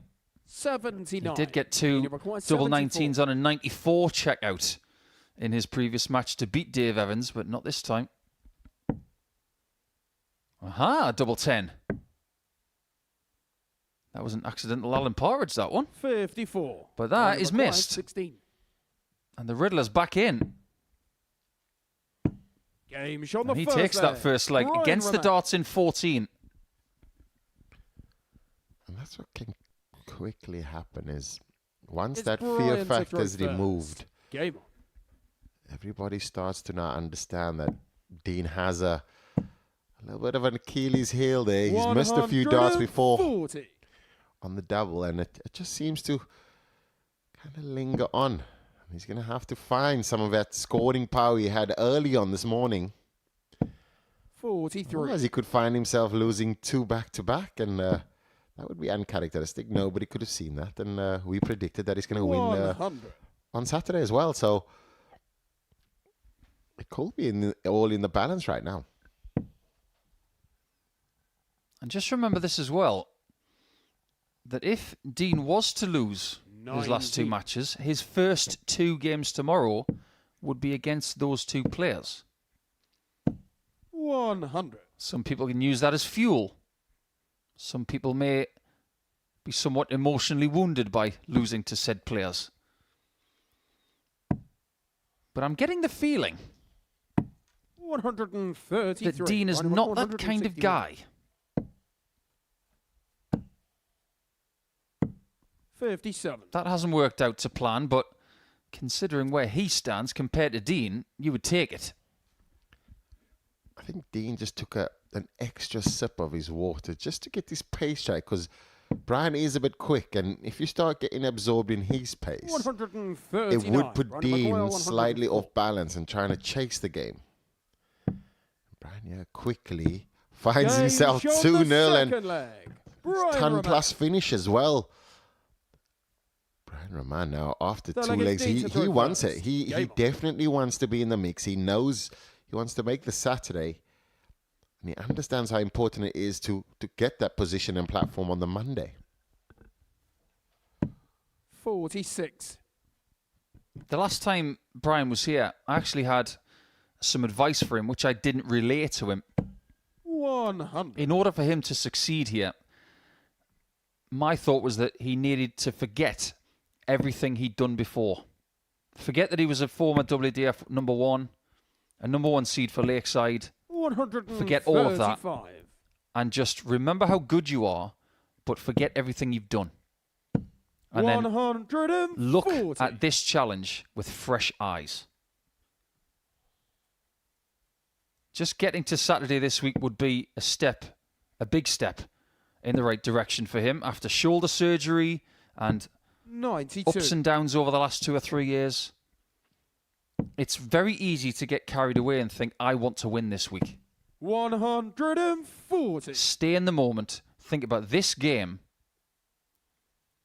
And just take each day as it comes. Sports psychologists would say, achieve the small victories and let them add up. 84. It's the conquering a mountain effect. It's you can't take one leap. It has to be step by step. Here's another setup shot here from Brian Raman. Very quick, rat-a-tat, and Dean now needs a 1-for-4 to stay in this match, and this is probably one of the quickest matches that we've had so far. It will be if Brian is the one winning the legs and Dean isn't. Brian required 56. Double top. Game That is another break of throw, and Brian's on Dream Street right now. Considering where his leg difference is at this point in time, what he could accomplish by winning this leg is huge for what happens on Monday. 43. He could go to 6 points and take his leg difference to +2.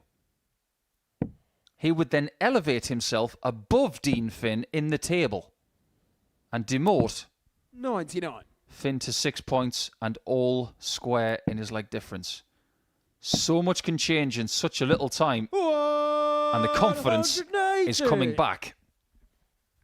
Brian Raman there in a fine vein of form, and this is what we've seen though. It's all about that back room of the players where the blood's in the water now for Dean, and it's now seeing that his invincibility cloak has been removed, and they see him as only Dean Finn. Did you just make a Lord of the Rings reference? By accident. The invincibility cloak is a Lord of the Rings thing. 100. Oh, wow. I have watched it a few times, so it could be that, definitely. But great pickup there. But like I'm saying, it's just that when you walk into a room and somebody's really playing well, until they kind of get a wobble, everybody's kind of walking on eggshells. Now that he's not the big dog in the room anymore, now they feel as though there's an opportunity. 140. Yeah, I don't think Brian is walking on eggshells anymore. He's walking on sunshine. 42. That's an interesting idea, going to the bullseye with the last start. Never question a Riddler. Needs double 19. 80. That could be that. 78. We didn't have a 4-0 all day until game 12. We might get another one in the very next match. 58. Maybe not. Dean required 38. It's like buses. But now Dean needs 38. And that's a great dart to the left of it. Yes, and he gets it. Great spot there from Dean, and kind of just puts the game a bit on hold. Brian now, he was really flowing and feeling the 180s, missing that final dart. But you can tell with Brian, though, when he's happy and great, he's smiling. When he's losing, he's aggressive. So at this point in time, he's quite neutral. 140. You almost accidentally made up a rhyme there, you know. When you're happy and you know it, Brian Raman. 96. When you're happy and you know it, Brian Raman. I'm not going to do any more.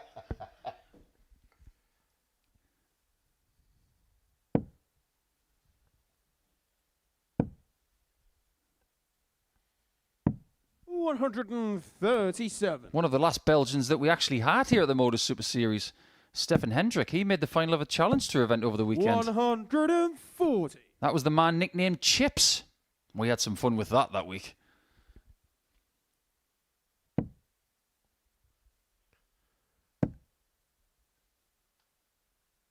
That's a great visit there from Dean, but big opportunity here for Brian, and needs to obviously get the board management correct, and he does. He finds a second treble there, and that's more like a luxurious treble, because didn't really need it, but he definitely wanted it.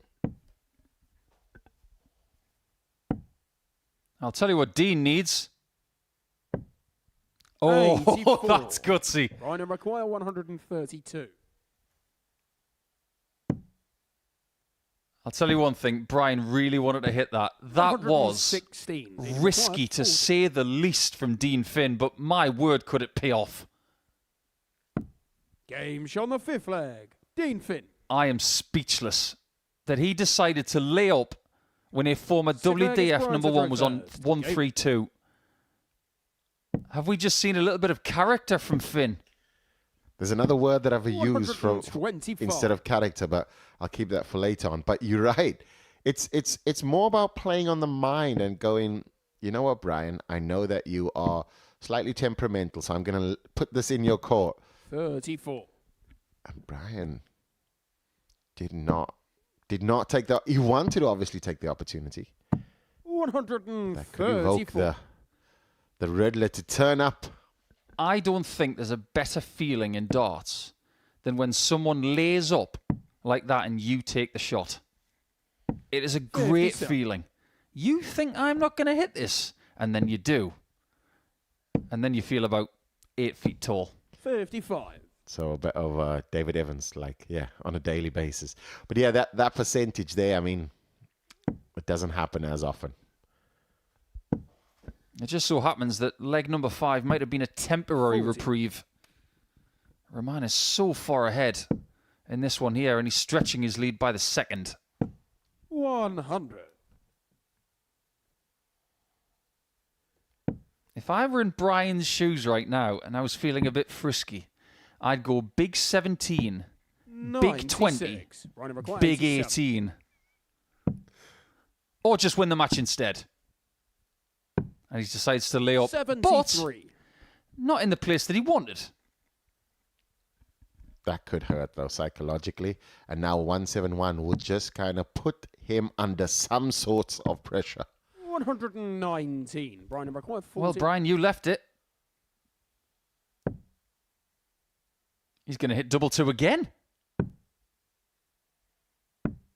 12. Well, Ada require 155. Things might still be changing.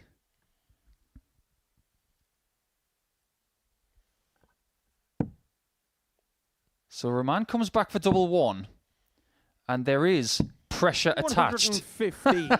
Okay, they're both at it. But the game is over, and Raman has found himself with 6 points overnight. Dean Finn, who started with 6 points going into round number 4, he's going to have to settle for it.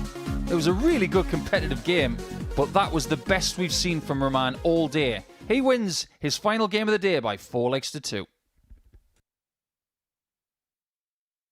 Welcome to the party in Portsmouth here at the Modus Live Line. They've both got the talent where they can just reel off leg after leg and dish out a heavy defeat. What a way to start the day. We're up and running here on Champions Week with a maximum. But what a way to finish a 12-dart leg. Beautiful check out there from Cam Crabtree. Only needs the one. On the second leg, What were you saying about efficiency? on the third leg, Is that the moment that Reece Robinson comes alive in this crucial clash? Looks like he's going to go for it. And it is right next to his favourite double top. And he gets the job done at the earliest possibility. That is Cam Crabtree through. Case not so. Harrison gets the all-important win. Game shot on the second leg, Darius Labanowski. Game shot. Well, Smith, is it a 9? A long time, and that clenched fist. Game shot. He gets the job done in the end. He's nodding in total agreement because game shot on the fourth leg, just like Darius that. Labanowski. Only needs the one. There you can see that she can unlock at any moment, but that is quality from Harrison. This would be a wake-up. Welcome to the party in Pompey. Should be a good marker for him, and is. It was a great guide. Shot on the first leg, Andreas Harrison. It's a breaker throw for Andreas Harrison. Shot on the second leg, Cam Crabtree. Consecutive breaker throw, double 16 is found. And he does lead. It's not an 11, but it's a beautiful 12, treble 17, which he gets. Bullseye for the win. Absolutely incredible by Andreas Harrison. He's Andreas Dirty Harrison!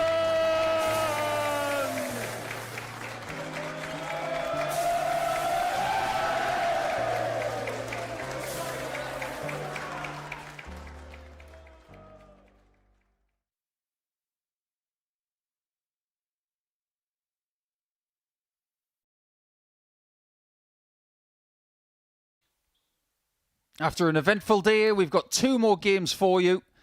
And this is going to be the last one for the American Alex Spellman. The last game that he will play here at the Modus Super Series before the Americans go to the polls tomorrow. The less said about that, the better. As for Stretch, he would like to get himself off the foot of the table.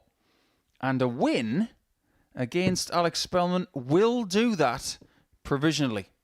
That's ahead of Andy Bolton taking on Romeo Gervat in the final match of the day.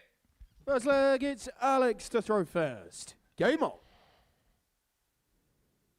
All the time that Alex finds himself in this building, he's the sole American. And he is 60. someone who is not to get a weekly title just yet, just like Dave. So they've both got the same goal. They want to win this match and they want to have a weekly title. 140. Are you impressed with the hieroglyphics and the animation on the shirt of Spellman? Because I think it's one of those shirts that really do befit a culture right now where you've got to have individuality. 100%. And yeah, I think the way in which it's designed, though, I mean, him coming from the US and obviously playing on his surname, the Spellman, but the Egyptian hieroglyphics on there and the history and all of that, it's mysterious. It's definitely a bucket list for me to go visit Egypt. Obviously, dive deeper into the history and the culture. So it's probably one of the sexiest shirts. I mean, Stowban's also has one of those. He's got the individual ones. Yeah, Alex Spellman's one is one that's consistent with him. 100. Yeah, that's a great design.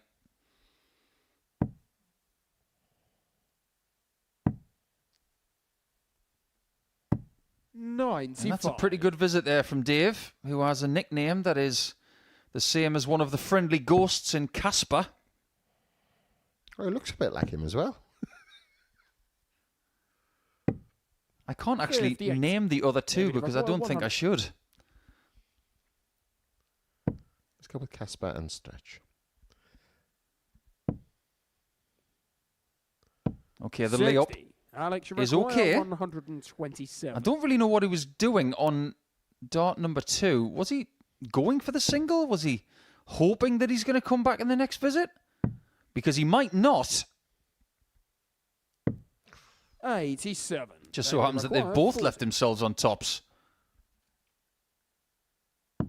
And if I was David Evans, I would change my focus double from 32 to tops because he's really been efficient on that and he's needed, every time he's gone there, he's only required one dart. And he will watch these games later. Of that, there's no doubt. So when we return from 9:30 in the morning, we will be on watch to see whether David takes that advice or whether he perseveres with his original game plan. 43. This is the last game of the day for Alex Spellman, as well as for David Evans. And like you said earlier, this is where you just want to win. You don't actually care what you do. But David Evans, so far, is really playing one of his better games. The ceiling of performance for David is something a bit like his height. Incredibly high. I remember some of the games he had when he was playing from home. 60. Indestructible stuff. High averages. 112, 113. It was happening all the time. But since then, not so much. 94. I think that could play against you, though, because now coming out of their comfort, all of those things, now having to do it over here, now there's an expectation, which then changes the way in which you prepare, changes the mindset. And I think that's where, because, I mean, his throw dynamics is fantastic. The technicalities on his throw, phenomenal. But I think that it's the execution, not in the throw, but mentally. I think that's where the little gap is.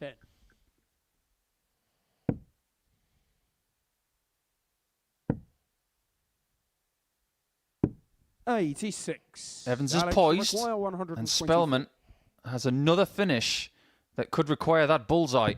He's already missed it once in this match. This time he doesn't even get a look at it. 56. David required 24. Well, this is another double at the top of the board. This one is way at the bottom. 18. Alex requires He didn't say that out loud, but you don't need to be a genius to know what he said in his own mind. Double top this time for Alex. Game shown the second. And that's what happens when you miss 3 dots at double. You get punished. The leg against Alex to throw first. Alex there will feel like it's a bit of fair is fair, because he's missed the leg before this on the bullseye. And David Evans took it out on the tops, and this time it was his turn. And we're back on throw.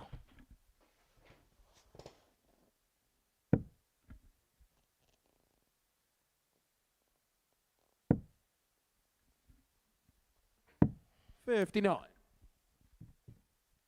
Just on that thing that you were talking about, Devon, about being under pressure because of reputation, it's something that David has gotten used to over the years. 96. When you've seen him perform to a certain degree, I suppose we do expect him to do it more often than not. It hasn't really materialized that way over the last year or two. 60. But what we're doing by referring to it is that we are reminding David of just how good he can be. As commentators, we have a responsibility, and especially as players, to talk about people with a glowing light. And with Dave, it's all about him trying to rediscover the player that he knows he can be. And we're just reminding him that he can still be that person if he so wishes. I think it's a matter of fact of him clearing out the brain, kind of throwing everything out and just starting all over, as we see Alex Spellman there. 177, leaving it on 38 and on throw as well. So it's going to not mean it's almost expected when it's on throw as dart players these days. Still got some work to do, yeah. And he only needs one dart. Alex Spellman. But like you were saying there, I mean, it's important to show players in the glowing light. And I think that when players do take it on board, against David to throw first. Kind of almost a reset, as easy as it is. The application is so hard to do. And I think that if David Evans was to 57. rekindle that form that he had, I think that he could quickly find himself back in the PDC and, yeah, climbing the ranks. There is a lot going on in his head right now. 180. He's being hit hard here by Spellman, who's had a 180 and a 170 plus shot in his last few visits. And at the minute, Evans is looking at the dartboard and this situation like the glass is not half empty. It's actually empty completely. It's actually dry, put in the cupboard, and yeah. It's tough when you're in that position, because all it now seems is you having the worst day and your opponents are having the best. Just judging this situation from the outside, my biggest advice to Dave would be to look into something called positive self-talk. It's something that a lot of dart players go the entire opposite direction of. They're too busy negative self-talking. Shaking his head in the background, 97. expecting his opponent to hit stuff, when in fact, you can't affect what your opponent is doing. So what you're doing at the back of the stage with time off the hockey is you should be trying to bolster yourself instead of allowing yourself to crumble.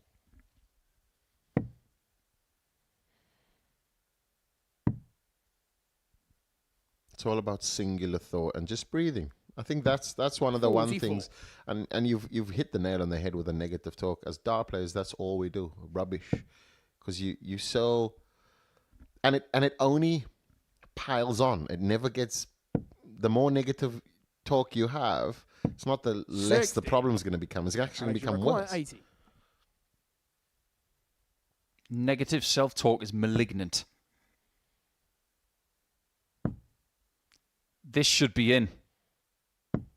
Game It was a on the perfect full marker. back. Alex Just Spelman. slide it in over the top, and Spellman is within one Fifth of leg getting is Alex himself to throw first. onto 6 points, just like Finn, just like Raman, and just like Bolton, who has a game in hand.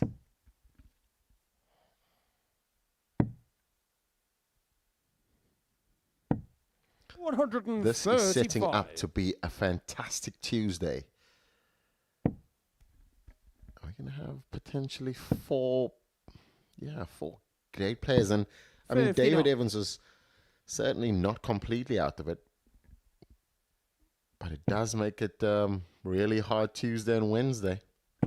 Yeah, I think if Evans is to be defeated here, he would sit on 2 100. points. Maybe he'd be 6 points behind the top spot, but one thing is for sure, he'd be off the leash going to Tuesday and try and be a wrecking ball. 100. Just go into Tuesday with a whole bunch of positivity and freedom and be the wrecking ball.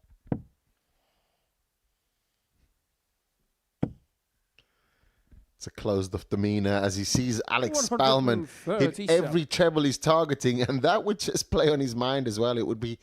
It's tough to be in that position. Every dart thrown is a grimace. It's anger. 100. And he'd love that. He'd love the 140, but he won't experience it like he should. And this 129 year, Alex Spellman will not need to go for Bolt, but if I was him, I would. Let's find out. 104. That would have been a nice way to sign off for the day. But he'll still have a chance to sign off for the 4-1 victory.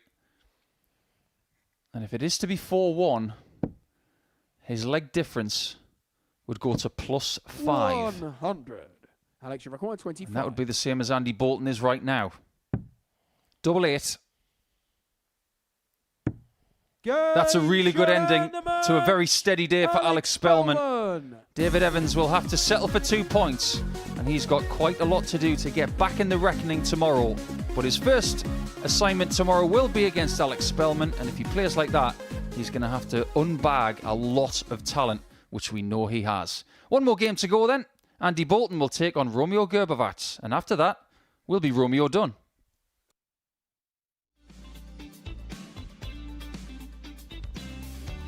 Fabulous start from the young man. Right. World Youth Champion. Oh, what a response that is from his father.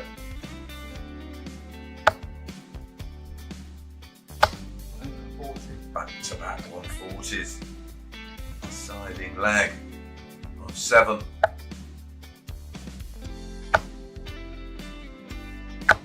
My goodness, back-to-back 180s.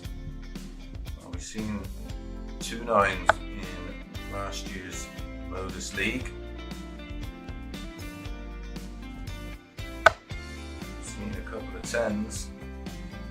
Haven't seen a 9 yet. In the Online Darts Live League.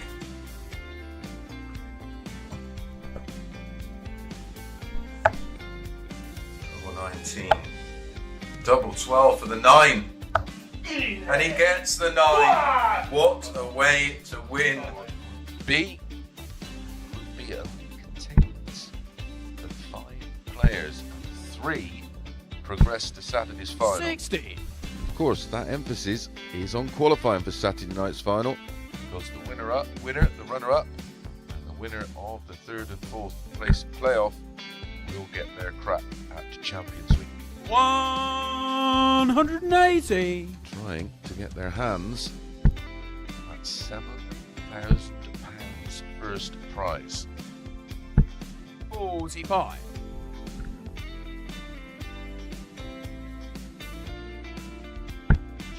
Some of you on the forums earlier here.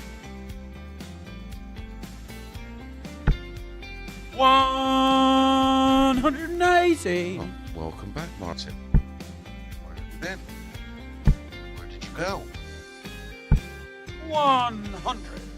Martin, you require 141.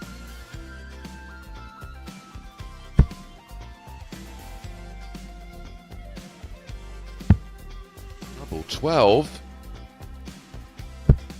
Absolutely outstanding from Martin Adams as he hits a 9-darter.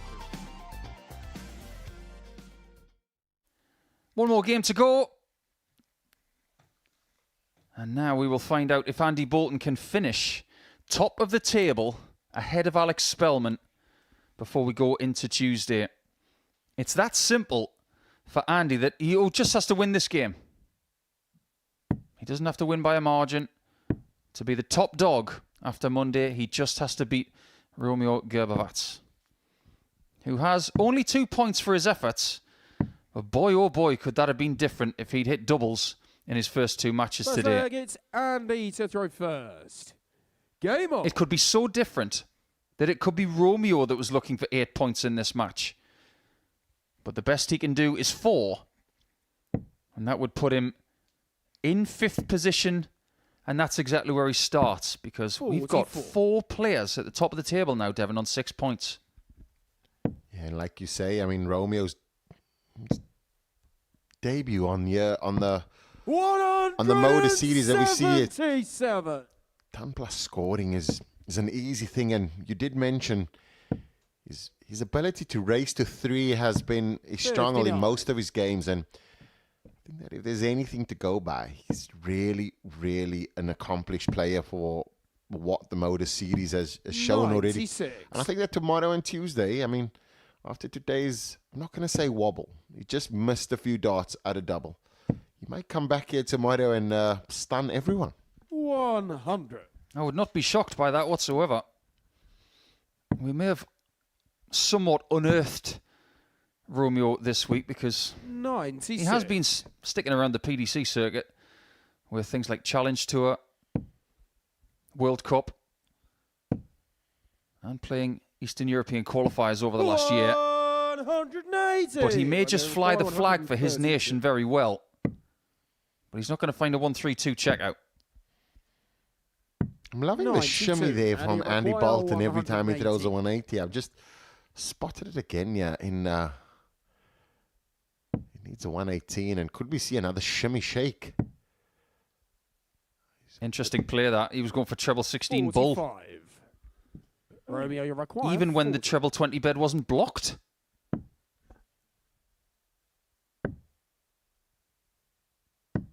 Game shot on the first Very well leg. picked off there for Romeo. Gervat. You do get the feeling at this stage against seasoned campaigners like Andy that he's going to need to be... Oh, must be soft mint time. He's going to need to be really crafty at starting well. 96. I'm starting to think that Andy Bolton is sponsored by a soft mint company, the way he just slipped it into the mouth there and gave us a wink. 45.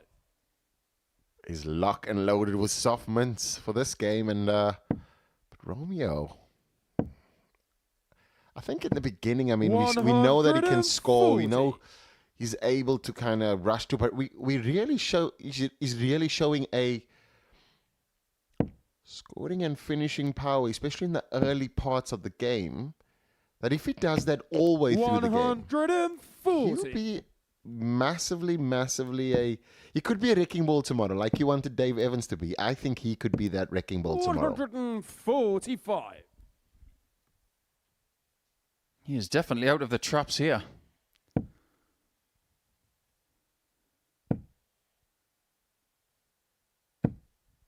I will say one thing, a lesser player, Romeo, after what he's been through today, would have crumbled. He's doing anything but. 56. I have it on good authority that Romeo is a very, very chatty person. But I'm not sure how good his English is.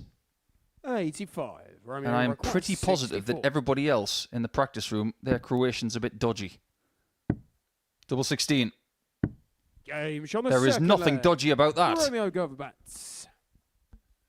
goes about his business as if it's against just a Andy stroll to in the throw park. first. Game on. He's playing against the man on top of the table. And Romeo finds himself lingering at the bottom, but we do know that he's capable of rushing and racing to 3. 37. And we see it again. He's now averaging just over a ton. Just the way in which he picks off the trebles. 59. And he puts players under. He's got this unassuming kind of dominance where you'll just look up and he's on a finish. And I think that he's catching players out all the time with that. He definitely does exude a level of confidence, that's for sure.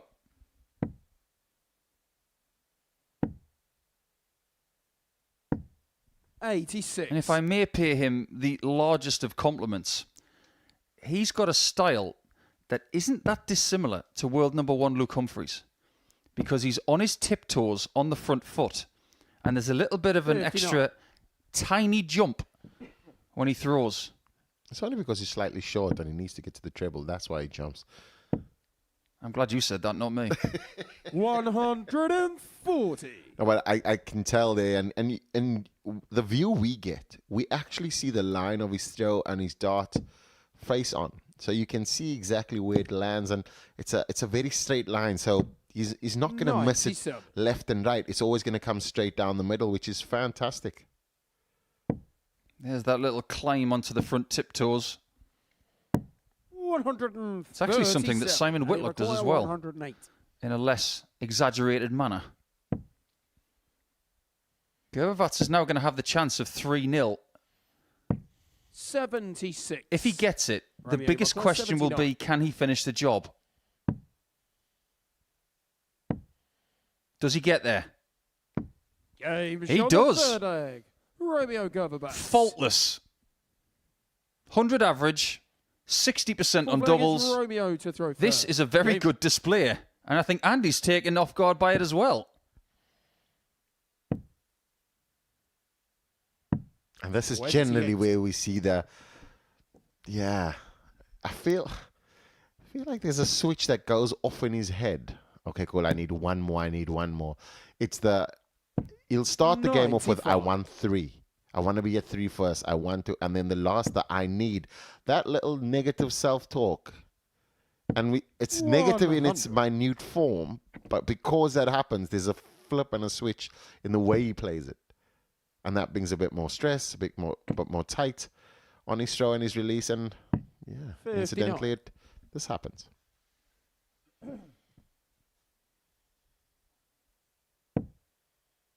If he gets over the line in this position, 140. his confidence ahead of tomorrow will be so exaggerated, we wouldn't be able to measure it.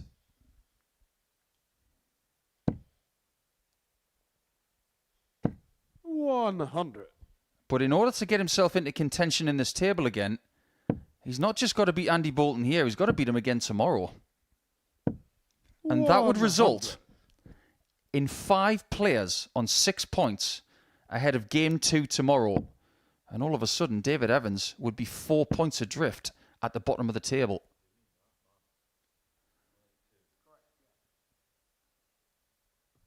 He can stay where he is if he wants to feel aggressive, but that 83. was the right, Require sensible play. 133. He's going to have to set this up now, and Andy Bolton will need to be now perfect here for the 164 just to stay in the match. Or is Romeo done? Well, now, going to the 18s was definitely the right thing to do, because this might be the only shot he gets. 60. Does Romeo finish his day with a 4-0? That he does. A brilliant display from the Croatian, and all of a sudden, after heartbreaking his first couple of games, he has recovered, and he's got 4 points from a possible 10, and he should be very proud of that, considering some of the situations he found himself in game number 1 and game 2. Romeo wins that by 4-0, and it's time to debunk and to evaluate everything we've seen today.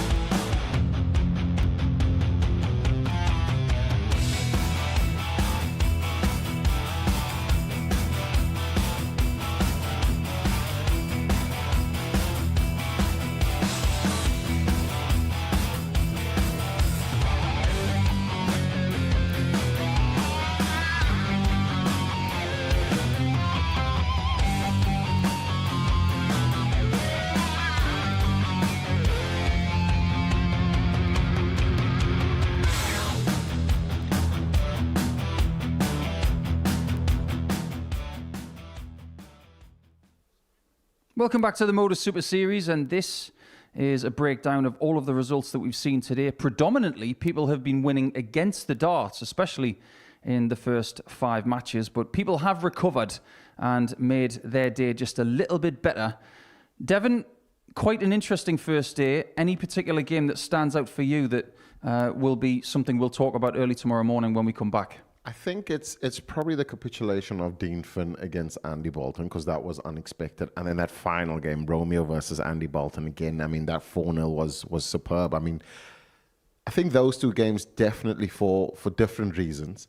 And then you're looking at Alex Spellman coming through, starting off slightly slow against Andy Bolton, getting into the game, but back end he really showed his ability and his potential in winning this table. We've seen the fixtures. How about we have a look at the table and see how people are pitched for tomorrow? So Spellman, by hook or by crook, he's gone under the radar a little bit today because there's been so much fuss about Dean Finn and Bolton and Raman at times, and even Gervat with that 4-0 win at the end. But it's actually Spellman that goes on top. Is that quite surprising? Not really, though. I think if you look at Spellman's game as well, it's been phenomenal. It's just been consistent, steady. I mean, there's been 2 magical moments to put him out the games. But you look at Brian Raman, we know the kind of player that he is. He's that feisty, kind of reactive player. Dean Finn, fantastic debut. Andy Bolton obviously getting a surprise loss against Romeo, but the one lingering at the bottom, David Evans, there's a lot that he's going to need to do, and I don't think that tomorrow is going to be the day that he actually fixes it all, but maybe by Thursday and Friday, that would be his kind of game plan. Now, we don't have the exact average for the day for Alex Spellman, but what impressed you the most about him today?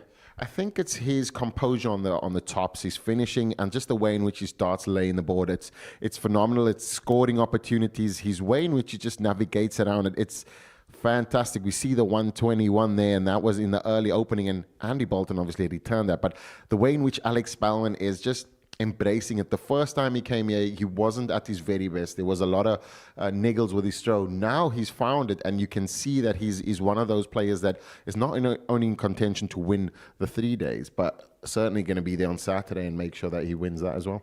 Is Andy Bolton going to be happy with his first day, or will he feel a smidgen of disappointment considering what happened at the end there? I think that, I mean, everybody, as soon as you leave here, there's 2 ways you can look at it. My day was great until the last game, or is that how you're going to define tomorrow? It's all going to be about how he starts tomorrow. He's now going to play the Romeo that beat him 4-0 in the last game. That's going to be his first game tomorrow. So how you wake up, how you feel, how you get ready tomorrow is going to be important to set his day up.